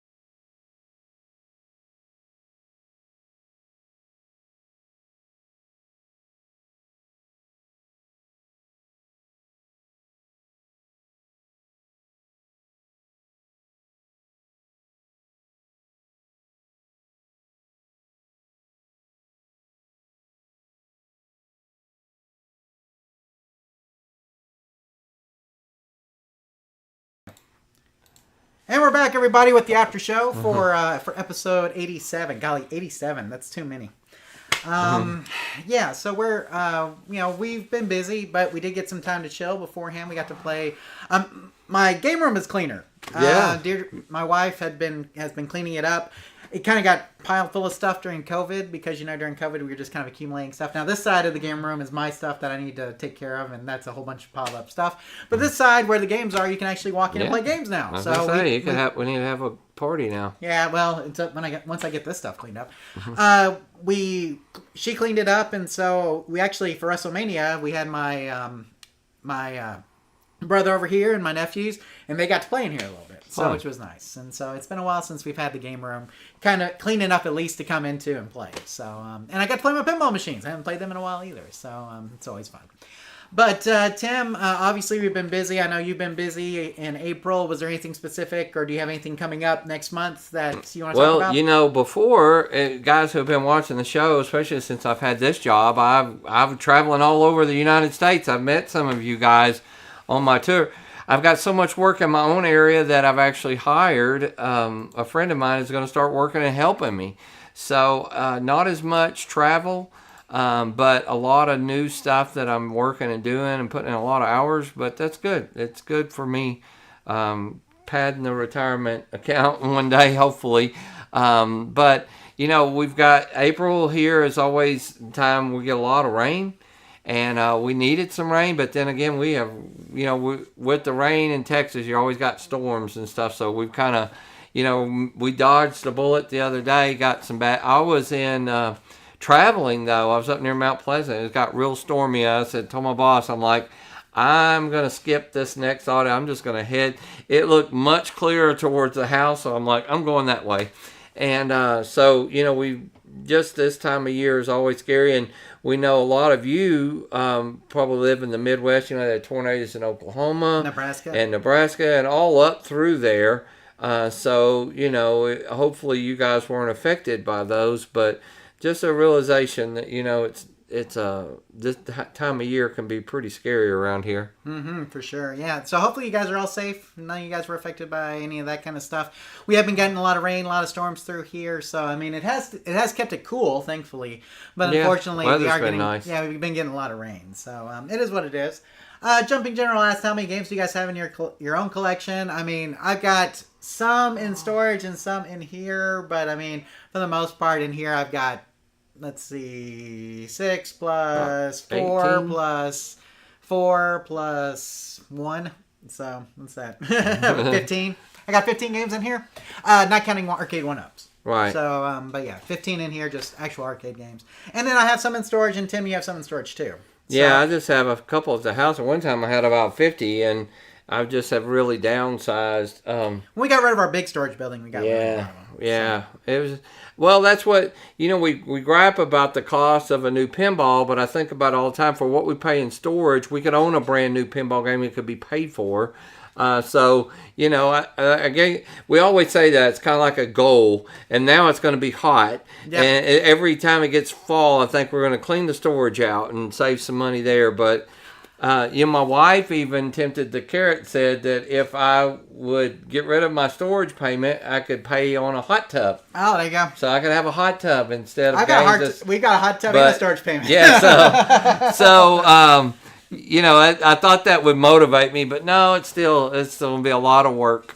The thing about the hot tub we've discovered is that it's going to be really great in March, April, May, and then we're going to put it out for June, July, August, because during the summertime, it's too hot. Yeah, we don't have to turn the heat on. You can just jump in it. I mean, you could. I guess you'd treat it like a pool. But and then we'll probably bring it back out like September, October, November. So you've used it more than once now? Yeah, and it's nice. Okay. It doesn't have a bench or anything, but you can sit on the ground and your head's still above the water line. So and it is comfortable. We fit our family 4 in there, and so it's nice. And you really need to set it to about 102 to be hot, like a hot tub.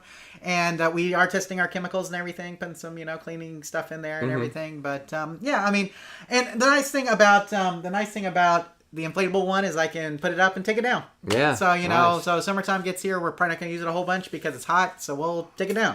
Fall comes, it gets cool again, put it back up, right, kind of thing. So Yeah, so it is what it is. Jumping General says he has 43. And it's working in his garage. That's a lot. Nice. I might even downsize. I think our goal should be to get down to 1 storage unit, Tim. Because we said we have 2. Right. That's what I was if we can thinking. get down to the 1, then that would be really good. I think we can get down to the 1 big one. And then maybe from there we could maybe get rid of it at some point. I don't know. But it's kind of nice having a place to stick games, too, in case good deals come up. So, I mean... I don't know where we'd stick them right now, though. Oh, yeah, we have room in there. Couple, we've taken maybe some out. one or two. I was about to say, we've taken some out. But we have some stuff in there that's not arcade-related that needs to come out. That's probably the most stuff. And one of my friends, we have his arcade in there, and I know he has a place to put it now. So he needs to come get it. So, but other than that, I think we could probably get down to 1 pretty easily. So, but you're right. I mean, I think I have a couple in there, too, I could probably sell. And it's probably about time to get rid of stuff. You never know. It's hard because, yes, we are paying a lot in storage, Tim, but you got to remember the value of the games in storage also has gone up since we bought them, So it's probably so. But you're right. I mean, if we got rid of the storage, we could probably just buy new in-box games if I took that same money. Right. I don't know. So it's hard because, I mean, some of that stuff has sentimental value. You know what I'm saying? So. It's more than just regular value. So, but if anybody wants a DDR machine, I'm still offering a really good deal on that. $600, you come drag it out of my storage unit, right? Yeah. It has issues, but yeah, exactly. $600, you can have it. But it's pretty. On a good day, you can talk me down. Yeah, so. It's definitely. It's complete. It's a complete. And it works. It was working. It did freeze up every so often, so I think it's having a drive issue. But that was it. Monitor works. Everything else works. So $600 DDR machine, cash and carry. Let's get this thing done. Wow. You may have somebody renting a U-Haul tonight, Jonathan. That's right. Exactly. So anyway. That's how we picked it up. Yeah, so May's been good for us. Had my birthday, kind of did stuff with that. And, the last 2 years we were into movie theater, but there was no good movies out. So, I mean, there was kind of weak, wasn't it? Exactly. So, we didn't do that this year. Maybe we'll get back to that at some point. But, I mean, it was fun to do that, but probably not going to do that this year just because no good movies. So, I do have a lot of movies I want to go see. We'll talk about that in a second, though. Okay. Let's go to Tim's business talk. I'm not just going to call it investment talk. Yeah. We'll call it Tim's business talk.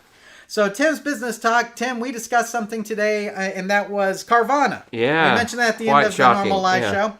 So, Carvana, if you guys didn't see, it went whoop and took like a big upswing today. Tim, they said that they had way better than expected earnings. Now, they've had several layoffs, and they're still down from what they're like. You were saying 8 years ago. I think they were at like $300 or something. Right. So they're still down from that. But a year and a half ago, they were like $7, and today they're trading at like $122. Yeah. So if a year and a half ago you bought Carvana at $8 or whatever, you made a pretty tidy profit today if you sold. Well, okay. So, what do you think about the Carvana mess? Like, what is it about the stock that made it jump up so high? Is there something you have any thoughts? I don't know.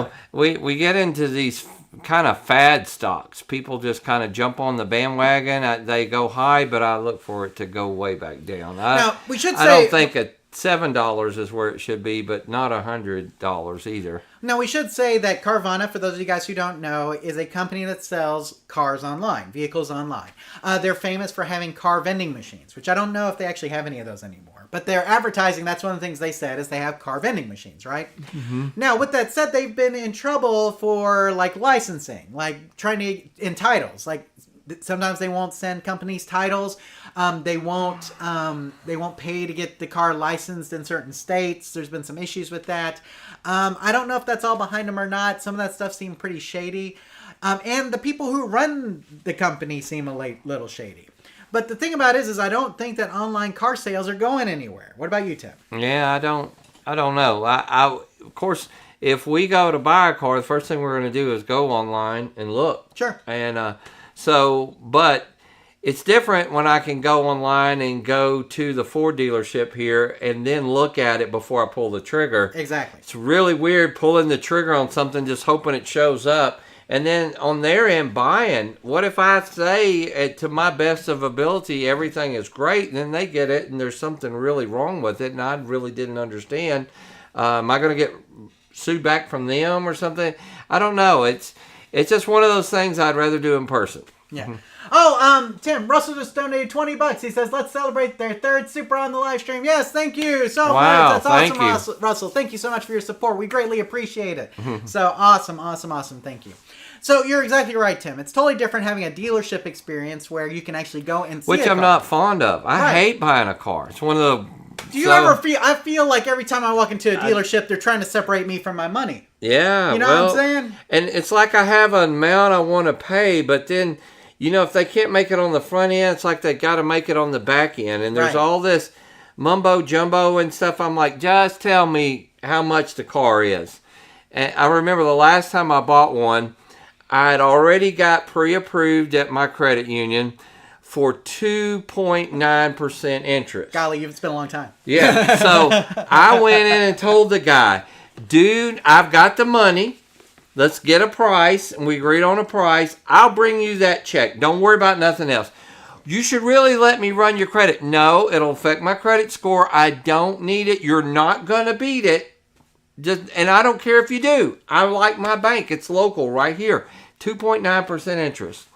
Oh, well, you really, what's he do? Goes ahead and runs my thing and comes back and tells me, you're right, we couldn't beat it. We tried. And my credit score goes down 10 points. I'm like, do you not understand the words coming out of my mouth here? So, there's always this, it's kind of like a game, right. And it's never very fast.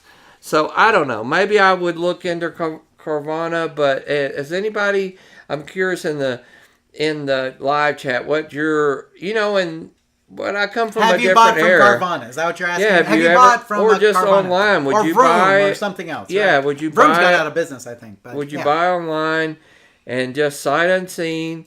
Now, I guess I have seen. Let's say it's a classic car, and they've taken plenty of videos and stuff. I could kind of see some of it. Like, I don't want to drive to Arizona either, know. But at the same time, if I'm looking for the '78 Trans Am, there might not be very many for sale. Right. And so that may be but a brand new car, I don't know. Do you save any money? Is that the goal? Is that you're cutting out some middle people? Or I think it's just people, like you're saying, the whole dealership experience is unpleasant. It is very unpleasant. And so people would rather not do that. Now, here's the thing. We have the same thing in arcades as well. Fun, which is our distributor, okay? And it used to be owned, who was the guy who owned it before Craig? I can't think of his name at the moment.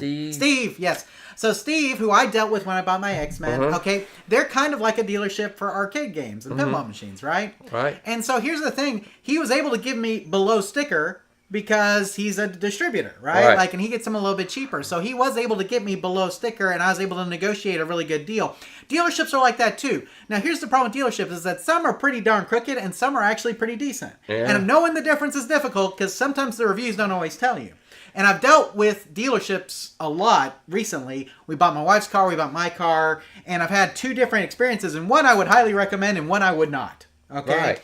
And so I can tell you that the dealership experience can vary by dealership, and if you don't do what Tim just said and have your rate locked in with somebody else, they're going to try to screw you over on the rate. There's a lady on TikTok that had a Tahoe, Tim, and realized she was paying 10% interest on her $150,000 Tahoe. Wow. Okay, she had like the top of the line, okay? And so she sold it, okay, because she wanted to get out from underneath it. I don't blame her for that. Okay, not only that, she rolled in bad debt with it because she traded in something she was upside down on. And a lot of people do that. You trade in what you're upside down on. Here's the thing. The dealership is not there to make your life, easy. They're there to make money. Right. So if you don't go in with your rate already locked in through a credit union or some other source, they're gonna stick it to you. Sure. Okay. They're gonna make their money, whether, like I said, it's either on the front or the back. It'll sound like a great deal. The one of the trickiest things they'll ever ask you, how much per month do you want to spend? Mm-hmm. Well, I want my notes to be $350 a month or less. Oh, we can get them to there. They'll tell you you're going to pay on it for 9 years. Yeah, exactly. As long as you finance it for 9 years. Right. 96-month car payments, Tim. 96-month car payments. Crazy. Yeah, exactly. Insane. So before you go to a dealership, you need to talk to preferably a credit union that can get you a good rate. Now, I will say this. My last loan I did was through Capital One. And their car loan rate was good. Yeah. So if you got Capital One, they're pretty decent. But you will find typically credit unions will give you better rates because they don't have, credit unions are member owned, right? Instead of like business owned. Right. But larger banks are the exception to that sometimes. Yeah, if you have a Capital One or something, you may have that if you have it auto drafted out of your checking account, there's a lot of ways you could save. And I guarantee. Now I have on the opposite when I bought my Camaro. Remember, they went through some bank out of California, and it did save me quite a bit of money.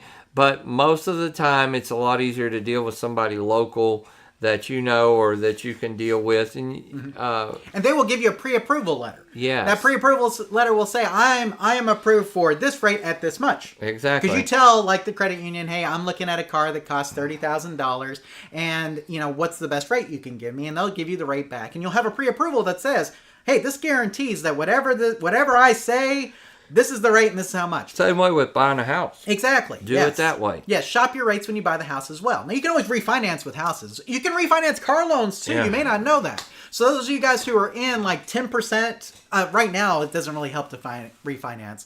But if you're locked in at a high, like maybe 15% on your auto loan, you can refinance that. Yep. Okay, so if you get a better rate through like a credit union or something else. So, but always be prepared with that rate. Now, Tim, here's the thing. When they run your credit once for a car purchase, typically you can get a couple more runs on your credit and not have any penalty. Correct. Typically, okay? So like when your credit union ran it, you can usually get a couple more runs before it'll start to deduct from your credit score. Not always, but usually because they're kind of like, okay, he's looking at a car. Okay? Right. So we're not going to, you know, and it depends on if they do a soft check or a hard check. You know, that depends too. But both times I went to the dealership, I had the letter in my hand. Both times they were able to beat the rate. Okay, through the run. Okay, they aren't always, but they were this time. And so they were able to beat the rate, but there's no way they would have even tried to beat the rate if I didn't have the rate locked in on a piece of paper. Right. Okay, and so one of the cars we have is a Honda, and so Honda American Finance was able to beat the rate. They didn't beat it, actually. The rate's a little higher. But you know what the dealership did? Right. They gave me a credit to cover to cover more than what the difference would have been. There you go. Okay, so they actually gave me money back on my purchase in order to cover the difference plus some of the interest rate I had locked in. There you go. So they can do that. I mean, so they can say, hey, technically it's lower. Even though it's higher, I'm cutting $2,000 off the price in order to get you underneath the rate that you wanted, right? So they negotiate harder with that, right? And that's the whole idea about having the rate in hand. So that's the best advice you can give anybody. But let's get back to Carvana for a second here, Tim. Carvana is very interesting. I do think it's kind of shady. I don't think it's a good long-term investment, and I don't know how much longer it's going to stay up. But you got to remember that, Tim, there's people with lots of money that just play things, right? Yep, and so I'm wondering if there were some people just kind of playing Carvana today. I don't know. So, did you see where Trump made $1.8 billion? What was that? Off his sale. The Trump Social? The Trump Social. Yes! $1.8 billion. I don't think that's worth that either. No, it either. Right. But at the same time, it's like, yeah, that's how you raise money, right? Exactly, yeah. You raise some money, it's crazy. Right, exactly. So, I mean, you got stuff like that. But then we also have, let's take Red Lobster. So there was an article that was written about Red Lobster. As you guys probably know, they just filed for bankruptcy reorganization. Yeah. So not a Chapter 13, a Chapter 11. Right? So they just filed for a Chapter 11 reorganization. Now, why is Red Lobster in such a bad position, Tim? It's really kind of the same reason that every one of these legacy companies is in a bad position. Well, right? it's, is it the real reason, or is it just kind of like where they like to blame stuff? Right. I don't know. That's the question. How much did it really affect? But one of the things that they did was to get people in the door, because we have a Red Lobster, and I'll be honest, we probably go a couple times a year. No, you actually go. Yeah, we do. I couldn't tell you the last time I went. One thing is, my daughter once gave us a gift card, so we always have the $25. But my wife loves crab legs, so occasionally we'll hear the words Lobster Fest. Yes, Lobster or whatever, Fest. And so sometimes there's some decent deals, and at that point, it's probably about the same as going out anywhere else, and we like it, and we'll go. But what they did was they said, we need to get more people in the door, so let's throw back a promotion from like 20 years ago, and we're going to have endless shrimp. Right. All right?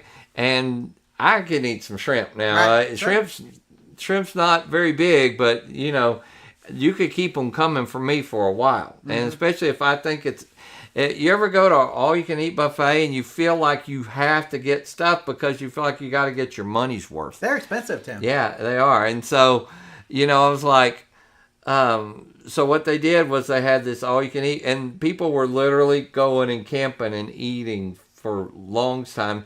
They actually blamed their loss on having to go through so much shrimp, but the argument is, but people are coming in the door, and is every single person in their party eating shrimp, or are you making up money somewhere else, or are you mismanaging money, or is it just the times we live in? The labor's more, food cost is more, but the prices can't go up too much, or nobody will go there. Well, Tim, I want to talk about investment groups. Okay. Okay, because this is the real reason why Red Lobster is going under. It's kind of the same reason why Toys R Us is going under, or went under, right? And part of the reason why Chuck E. Cheese is kind of in trouble as well. Yes. Okay, so Red Lobster owned a lot of these locations, the real estate and everything, which is valuable. Right? Like I have real estate that's valuable.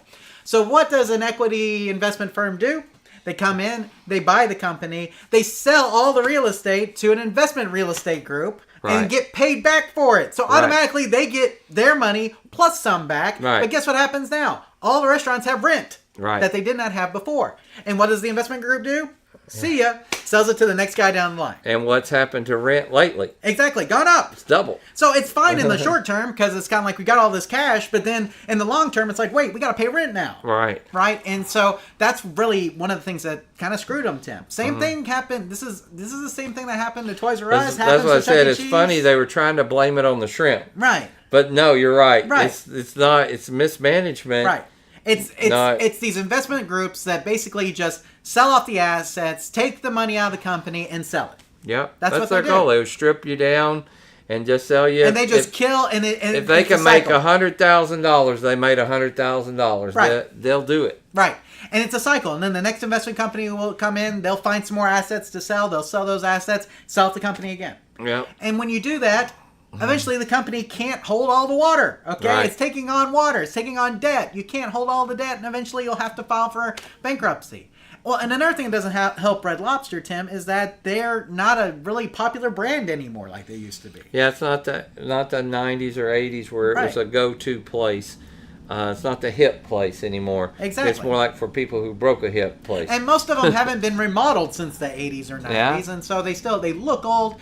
So it's sad, but it really comes down to these private equity firms taking advantage of assets, and just like you said, making whatever profit they can make before they shift it on down the line to the next group. Yep. And then eventually somebody ends up the bag holder. Like some company ends up being the bag holder, and then they file for bankruptcy. And so it's sad that this is the case, because this is what happened to Toys R Us, right? Private equity firms took all the money out of it. It's happened to Chuck E. Cheese a lot, and Chuck E. Cheese has got a lot of financial issues due to this kind of business management. But what it comes down to is that people buying the company that don't care anything about the company, but only care about the assets and making money. That's it. Okay, they don't care about reviving brands. Okay, they care about taking the money and running. And so, Tim, I think really this should be, I don't know how you would outlaw this per se, but I think that there should be a way to make this illegal, because it basically says we're not going to invest in the company at all. We're just going to let it die. We're going to take all the money that's left in it, and then we're going to run.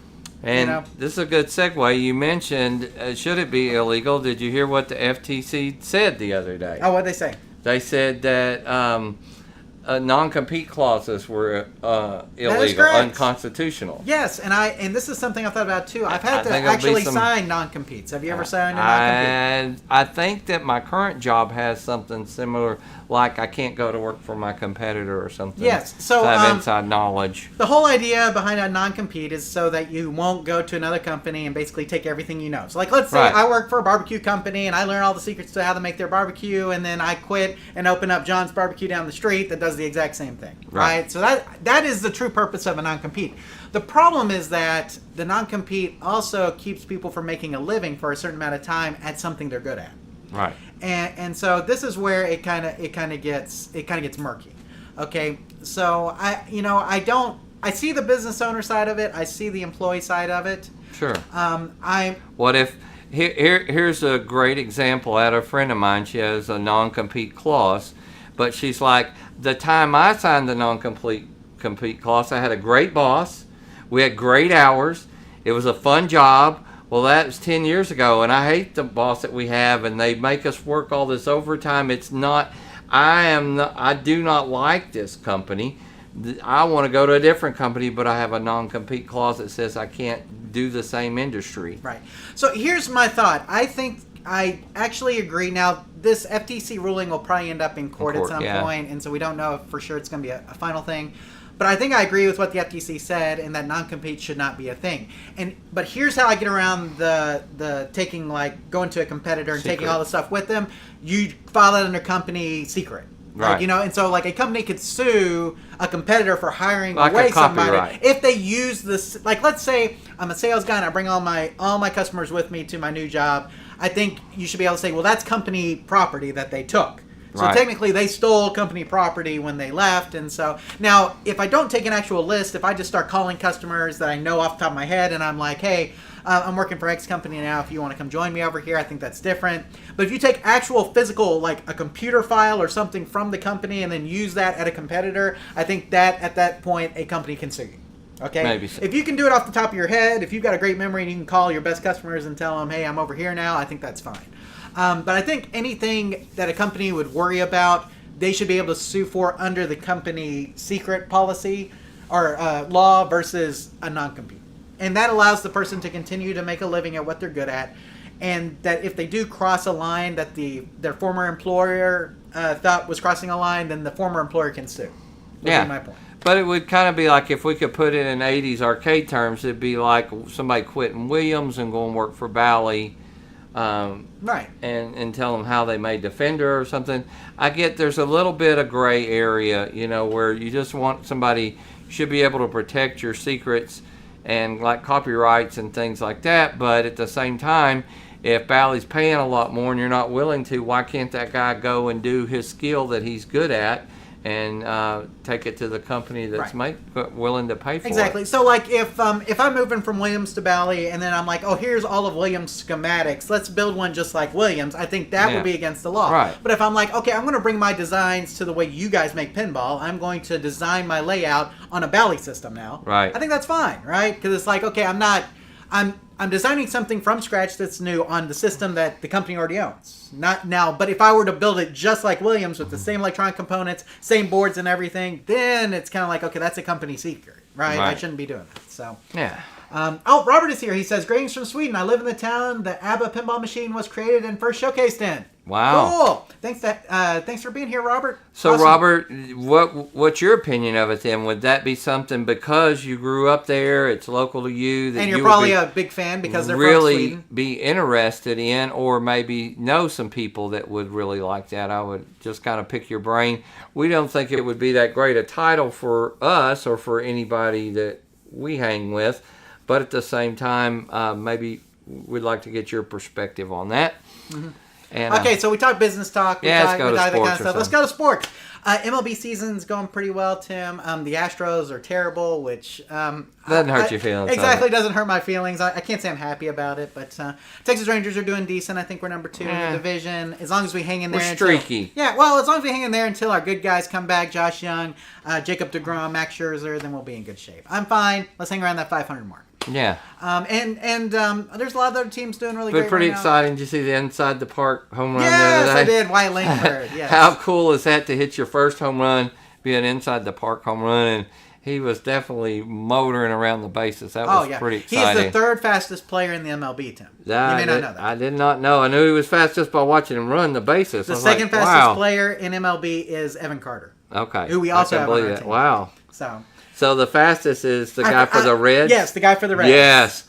He is super fast. He is. He like is the fastest. Yeah, he's like world-class fast. De La something, right? I can't remember his name. The guy for the Reds is the fastest, yes. Yeah.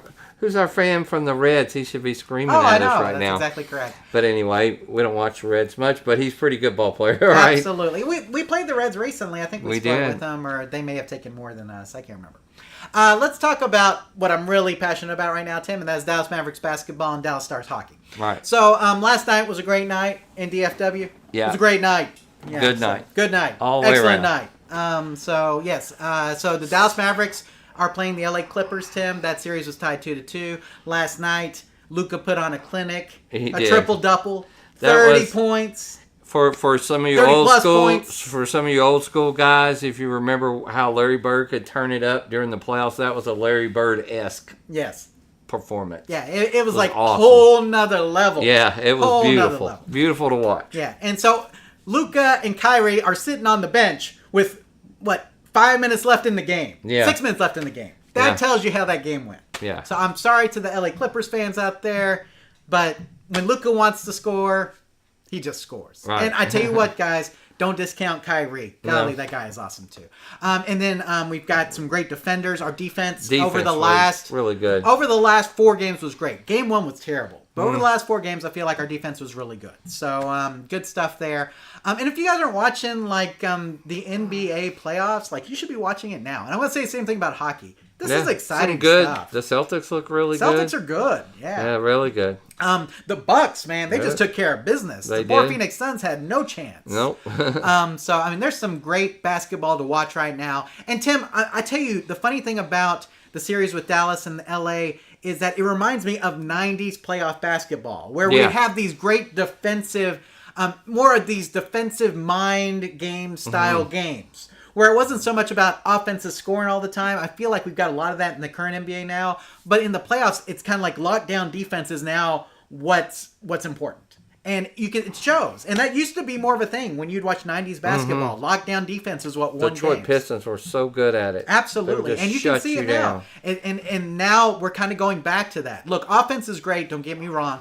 But, if you look at this series with us in LA, you will see that defense has made the difference. It really has. It's very good stuff. So, and again, lots of good teams still in it. Boston is good. The Bucks are good. It's going to be some... you guys should just watch. The Heat still in it? Heat's still in it, I'm pretty sure. Yeah. So, there's some great basketball still to be played. You guys make sure you're tuning in. I'll watch an off game. If the Mavs aren't playing, Tim, I'll watch whatever game is on for the night, and it's just good stuff. But what you watch a lot more than I do is hockey. I never get to watch hockey. And so I know that... last night was awesome. Yeah, I was going to say, I did see some of the highlights. So I could even, from a non-hockey fan, that was looked pretty exciting. So the Dallas Stars are in the first round of the NHL playoffs, just like the Mavs are in the first round of the NBA playoffs. And they were tied 2-2 last night, going into Game 5, and they won against the Vegas Golden Knights. 0-2 to start with, They did. They started this 0-2. They came back, won the next 2, and now won 3. So we're streaking, technically. Yeah. We won 3 in a row at this point. So I have grown to love hockey, and it really happened during the pandemic when there wasn't a whole lot to watch. I have a lot of family who are diehard hockey fans, Tim. Sure, because they live in Canada. They live in Canada. So, part of it was me getting into something they're interested in, and part of it was me just kind of getting into something different. And I'd watched Stars hockey before, but never kind of on a consistent basis. And now I have been, and I love it. The Stars, though, have played just so good these last couple of days. Vegas is really good. Okay, they are fantastic. They won the Stanley Cup last year, Tim. Okay, this is a hard first round draw. Okay, this may be the hardest draw period that they're we get. favored. We are we're favored. Really? Yeah, okay. It's close. Vegas, I think, just snuck in. Okay. Okay, but here's the thing: they're a dangerous team, right? Yeah. If they sneak in, you worry about them. Their goaltending is awesome. Their offense is incredible. Their defense is okay. Okay. I feel like our goaltending is awesome. Our offense is good, and our defense is probably awesome. Our defense is really good. I feel like our defense is better than their defense, but their offense is better than our offense. Does that make sense? And so it really comes down to goaltending in a lot, and defense, making sure defensemen are not out of position. That's been the big difference in both these games. But, Tim, the thing about playoff hockey is the ice gets so freaking fast. It's just back and forth, back and forth. And I watch a lot. My daughter plays soccer, and soccer and hockey are very similar to each other in the way that defensemen are positioned and forwards are positioned and things. And so play in soccer and hockey are similar, except for the fact that hockey is faster, right? Because you're on ice. And so I try to show her that it's look, those defensemen got out of position, right? So that means the goalie's left all by themselves. Well, in soccer, if you're by yourself and it's a one-on-one, you got a lot of goal to defend, right? And it's like that with hockey, too, because a puck can sneak in any corner, right? It's tiny. So, but last night was an incredible effort by the Stars. They took the 3-2 lead. They had to hold on to that. It was exciting up to the end, and we ended up winning. Great game. So you should be watching playoff hockey. You should be watching playoff NBA as well. So, and then Tim, unfortunately, the Renegades are 0-5. We haven't won a game all year. Yeah, what's up as with far that? as the UFL is concerned? We've been competitive a little bit. It's been close. But I've thought, we Bob was the man. Yeah. It's like you just haven't went to the next level yet. I was hoping we'd be able to make some adjustments. That hasn't happened. Yeah. So we may be out of it, Tim. So I'm still kind of keeping up with it. We were the champs last year. Exactly. But you got to remember now the merge of the USFL and everything. And drafts make a big difference, right? And so, like, the draft is how everybody gets their players, basically. So if you don't draft well, you're not going to have much of a team. So, I mean, I don't know how... Speaking of draft, how do you think our team, the Dallas Cowboys, did during their draft? What would you rate their draft? I'd probably rate it a B. Look, we got an offensive tackle. I think we got some more offensive linemen. Got a guard from Kansas State that was a steal, too, I think. I think a we guy got that could play either or. Right. So, we didn't get a running back, and so we ended up re-signing Zeke. I still don't know how I feel about that. Just kind of all over. They kept saying they're all in this year. Yeah, but what? I don't know how. Right. Because it's like if you're all in, then you would re-sign Dak. You would have signed a running back by now. Mm-hmm. Derrick Henry. You got to have got Derrick Henry. Or you could have gotten Pollard again. It's like I mean, I don't know. So I'll be interested. Lots of question marks, right? Right now, if you're asking me like what teams in Dallas are the best, I read Texas Rangers at the top, the Mavs, the Stars, and the Cowboys at the bottom. Okay. So, maybe the Renegades and the Cowboys are right here. FC Dallas maybe before the Cowboys at this point. Okay. So it is what it is. But I don't know what they're doing. So. Tim, we did watch WrestleMania 40. I think I talked about that in the last episode, and my kids had a blast. And so who won? Cody did. Yeah, Cody Rhodes. Of course he did, right? He won. And we shot off streamers in the house when that happened. And I've still got confetti everywhere. But so they really liked it, huh? Oh, we had a blast. And we've bought tickets to go back to another WWE event. We watch it every Monday and every Friday. I think it's great. Yeah, exactly. So just a note to WWE, though, just try to keep the language to a minimum. That's the only thing I asked from my kids. Yeah. When I was a kid, like, I don't know, it was different time, and so language was more of a thing. And to be honest with you, it's not, the words that they say are not as bad as the words that they used to say. Okay. But still, keep it kid-friendly if you can. I know a lot of people want to go to, like, the TV-14 era, like when I was a kid. Right. Let's keep it PG. So. Well, it's good. You got to build that base. Right. Of new people to watch it 10 years from now. When we went to SmackDown, most you would not believe how many kids were there. Right. I mean, more than probably 30% of the audience was kids. See? So, and that's exactly how you build your base. You're exactly right, Tim. Mm-hmm. So, let's see. TV shows. I could talk about the hot tub. I think I already talked about that. Yeah. It's good. We're keeping it clean. It's set up right now. 102 is probably about where you want to keep it. Okay. And then you have to make sure you keep the chemicals balanced in it, all that kind of stuff. But, I mean, it's good. No problems. TV shows, Tim, you got anything? Anything you're watching? I started watching, I told you, being serious, I have come home. I've had work to do once I get home. I've had studies, trainings to do. I literally have not watched a lot of TV outside of some sports. One movie that I did see is Cabrini. Have you heard of Cabrini? I have. This is the one about the Catholic nun. Yeah. Let me just say that, wow, that is the respect that woman deserves is amazing. And how much she did for immigrant people. And I tell you what, I would just say, as a guy, I enjoyed it, but a woman, it really is it came out on National Women's Day. I see why. It is one that every woman should see, your wife and mother. They should watch it together, have a girls' night. I think they will feel, because she would never take the fact that she was a woman, and she wouldn't let them. And she argued with the mayor of New York, who's played by John Lithgow. And he plays that part great. And even him, eventually she wears him down. She's like, I don't care. We're going to do it. And it just, overcoming so many obstacles. Anyway, that was a really good movie, even though it's probably the only movie I saw. And I've been watching the show, this Reindeer, what's it called? Somebody will help me.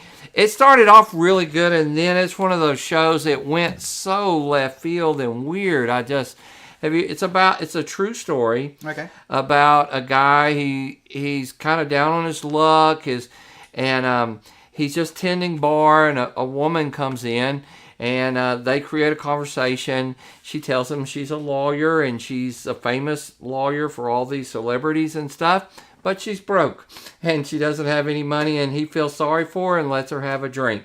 Well, the next day she comes and gets another drink. He likes the conversation a little bit. He thinks she's funny. He's not interested in her, but opposite, turns out she's a mega stalker. She's even went to jail for it.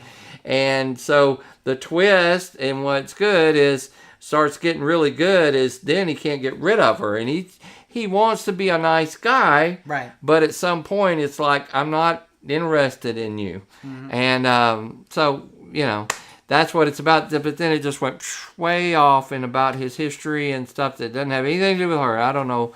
Kind of got really weird. But I may travel back to it. But that's really about the only two things I've been watching. Okay. What about you? So the only two new things that I've been watching. So I mentioned last time that I've been watching X-Men the Animated Series to get ready for X-Men 97. I finished X-Men the Animated Series, and I have been watching X-Men 97. And man, that is good. Oh my goodness, it's amazing. And there's a reason why so many people are talking about it right now, Tim, is because it's really good. I was going to say, I've seen a lot of chatter about it. Yes, it is super good. So they have taken the Saturday morning cartoon I used to watch when I was a kid, and they have kind of upped the story to the people who are old enough now to watch it. Does that make sense? So your kids are fine watching like X-Men the Animated Series, but they should not watch X-Men 97. Okay, because it's made more for an older audience. It does pick up right at the end of the animated series, okay? But remember, the animated series was a Saturday morning cartoon. Right. It was made for Saturday mornings. Yeah. X-Men 97 is not. It is a continuation of that, but it is for a much older audience. Okay, so you can't let your younger kids watch this like you could X-Men the Animated Series. I see. X-Men the Animated Series is probably like a 10+. And this is probably more like a 14+. Wow. Okay, so right. They still keep it pretty kid friendly, but there are definitely some the style of the storytelling is definitely older. Okay. But it is really good, and we're into the 3-part finale, Tim. So it's a 3-part finale. This is on Disney, right? Yeah, Disney Plus. So part 1 of the finale released yesterday. We'll have 2 more parts, and then that'll be the end. So it's really good. Show I was talking about, it's called Baby Reindeer. And she looks at him and says, your face looks like a baby reindeer. And that's kind of like, so from then on, like, she was calling him, hey, reindeer. And really, she's kind of weird. And kind of, you remember the show Misery? Yes. Where she was all obsessed with the writer? Reminds me of Misery. Gotcha. But somebody please tell me it's worth watching. It was so good for about 3 or 4 episodes, and then it just went through, and I'm like, I'm lost interest. So the other show that we've been watching, and I'm only 2 episodes in, and I think it has 6, is my shirt here, Knuckles. Yeah. Knuckles is on Paramount Plus now, and it's super family friendly. It's based I saw some of that. It's actually pretty. It's funny. Pretty good. Yes, it was really funny. I was like, oh, this is funny. So we've been watching that. Kids it is will really good, like it. And yeah, it's really good for kids because it's the same universe as the Sonic the Hedgehog movies, so it kind of goes on with that. And we've seen the first 2 episodes. We really liked it. We need to watch the rest of it, but we're kind of sitting down as a family and watching that, right? Okay. So, because it is family friendly. So I'm still watching all the stuff that they're showing right now: Night Court, Abbott Elementary, Animal Control, Ghost on CBS. So but movie wise, I really want to go see Unsung Hero. Me too. But we haven't had time to do really that. Good. And on Friday, The Fall Guy comes out, right? Yeah. Which looks really good. You know, when I first heard they were going to remake The Fall Guy, I was like, oh gosh, leave it alone, And now that I've watched a lot of the previews, it does look pretty good. Yeah. I was like, oh, well, Emily I'll Blunt watch it. And what's his name? I can see his face from Barbie, Ken. Yeah, I know who you're talking about, I can't even know his name. But, I should be able to remember that. I'm totally off tonight. I'm tired. But, yeah. So, it looks really good. I think we're going to try to go see it. So. I did watch another movie. I told you I've been so busy. Have you seen Anybody But You? Yes. That is funny. Yes. That was actually kind of like, I need to watch. My wife, she always she thought that reindeer, she's like, this is the weirdest show ever, and it is. And so I'm like, I need to pick something a little safer. One night she wanted to watch a movie, and we watched it, and that was way better than I thought it was going to be, and it was really funny. Sydney Sweeney, and yeah. I don't know, I can't forget the guy's name that's in it. It's Ryan Gosling, right? Yes. That's what I was thinking about with The Fall Guy. Funny. Yeah, that's what reminded me. Anyway, if you haven't seen that, want to watch something good with your wife, it's got. We watched that on Valentine's Day. So me and my wife did. And I'm thinking this is going to be the typical Hallmark, and it really wasn't. It had a little bit of spin and stuff on it, and I was like, this is funny. It's based on a Shakespeare play, I think. If I remember correctly. I can't remember. It was way better than I thought. Yeah. I was like, I may watch it again sometime. It was just so funny. We were laughing. And then Sydney Sweeney is also in Madam Web, which is coming to Netflix in the middle of May. Okay. So May 14th, if you want to see Madam Web, which bombed at movie theaters, but should be out at home pretty soon. Other things coming to Netflix would be Cobra Kai parts 1, 2, and 3 of the finale. Did you see they announced that today? I did see that. What is it? The first part is in June or July, one or the other. The second part's in November, and the third part is next year. Wow. So they're breaking up the final season into 3 parts. And I have heard that this season of Cobra Kai is going to lead directly into the new film that they're making. Okay. So with Ralph Macchio and Jackie Chan. Wow, how cool. So there you go. So I mean, I'm excited. I'm looking forward to Cobra Kai. Love Cobra Kai is great. So I think that's about it. I don't think there's anything else. Lots of summer movies we're looking forward to. Despicable Me 4 we're going to go see probably first weekend. Garfield at the end of May we're probably going to see. So by the next time we talk to you guys, I'll probably have seen Fall Guy, Garfield, and whatever else is out. Wolverine and Deadpool. Deadpool and Wolverine, got to see that, right? Sure. Have you seen the preview? Yes. Oh, it's kind of good. And so I'm going to definitely see that one. I was trying to think of anything else that I'm super excited for. Just looking forward to a great summer with movies. I mean, I love summer movie seasons. It's one of my favorite seasons. And somebody gifted us a whole bunch of movie theater gift cards for Christmas because they know we like going to the movies. And so I won't have to pay for a movie for a while. So that's always nice too. But they're all AMC. The AMC in our town is really nice. I like it. That's where we usually go now. Yeah, the AMC is really nice. So I highly recommend going to the AMC. And Tim, do you still own stock? I own a little bit. A little bit. Yeah, I own a little bit of AMC stock. Somewhere it's buried in some of my stuff. They do offer stockholders deals. So yeah, if you're a stockholder, it's worth having just for that. I think I get a free movie every Tuesday or something. Yeah. And, you do get stockholder deals, so it's worth holding one share of stock just for some of that stuff. Because I had their Movie Pass thing for years, and it switched over to whatever. A-list. A-list, so it's not too bad. Yeah, so I still pay. It's pretty cheap. And Tim, I know a lot of people like watching movies at home, but man, if I can find the time, I greatly prefer the theater experience. Yes. Because when you're in the theater, the only thing you can focus on is the movie. When I'm at home, the phone's ringing. Or constantly pause it. I gotta go to the bathroom and pause. Whatever. Whatever. And wait till somebody's calling, and we're like. Because we'll do that now. We're going to the movies, everybody. If you call, we probably won't answer. But it's just one of those. Do you ever feel like you're too available sometimes? Yes. And we're doing a study in our small group at church, Tim, and it's called Redeem the Screen, and it's about kind of reducing your screen time. And one of the things he says is that the problem is not that we have 24-hour access to our phones; it's that our phones have 24-hour access to us. Yeah, true. And that's the thing. And so you got to put that phone down every so often, people. Yeah. I mean, and movies is a great opportunity for that because you don't have anything. It's like you can focus on the movie. Which is nice. And so, go to a movie, put your phone down, say, I'm putting it on silent. If anybody texts me, we'll have to wait till the movie or whatever. So, good stuff, though. And that's all I'm looking forward to, and I think that's all we got. So, looking forward to all those movies, and hopefully I get to see one in the theater pretty soon. It's been, last movie I saw in the theater, I can't even remember. So, it's been that long. So, wasn't your birthday, was it? It may have been. It may have been my birthday. No, we went to go see Super Mario Brothers again. I took the kids again. Right. So I'm not sure, but I think somebody's trying to open the door. Well, it's about time to wrap up anyway. I think we should. Lifetime's been quiet, but you hung out. You hung out with us. Yeah, absolutely. Who wants to listen to us? We're just jabbering and catching up, but at least thank y'all for being there. Yeah. So thanks for hanging on to the after show. We greatly appreciate you guys. We look forward to being back here next month. Tim, it is 5 weeks, I think, to the next episode. Okay. So today is the 2nd of May, and our next episode will be let me see. It'll be on the 6th of June, which is 5 weeks. So you got 5 weeks to the next episode, a little bit longer than usual. I have pitched to Tim if he can find his schedule to maybe try to do some filming and do an actual video. Yes. Which would be awesome. We'll find time. If we have some time, maybe we'll do that. We got some ideas that I want to try, and so we'll see. Making no promises. All right. But we'll be good. Right, but we'll try. But anyway, good night, everybody. Thanks for being here. Look forward to seeing you next month. Take care. Out. Peace. All that good Bye. stuff.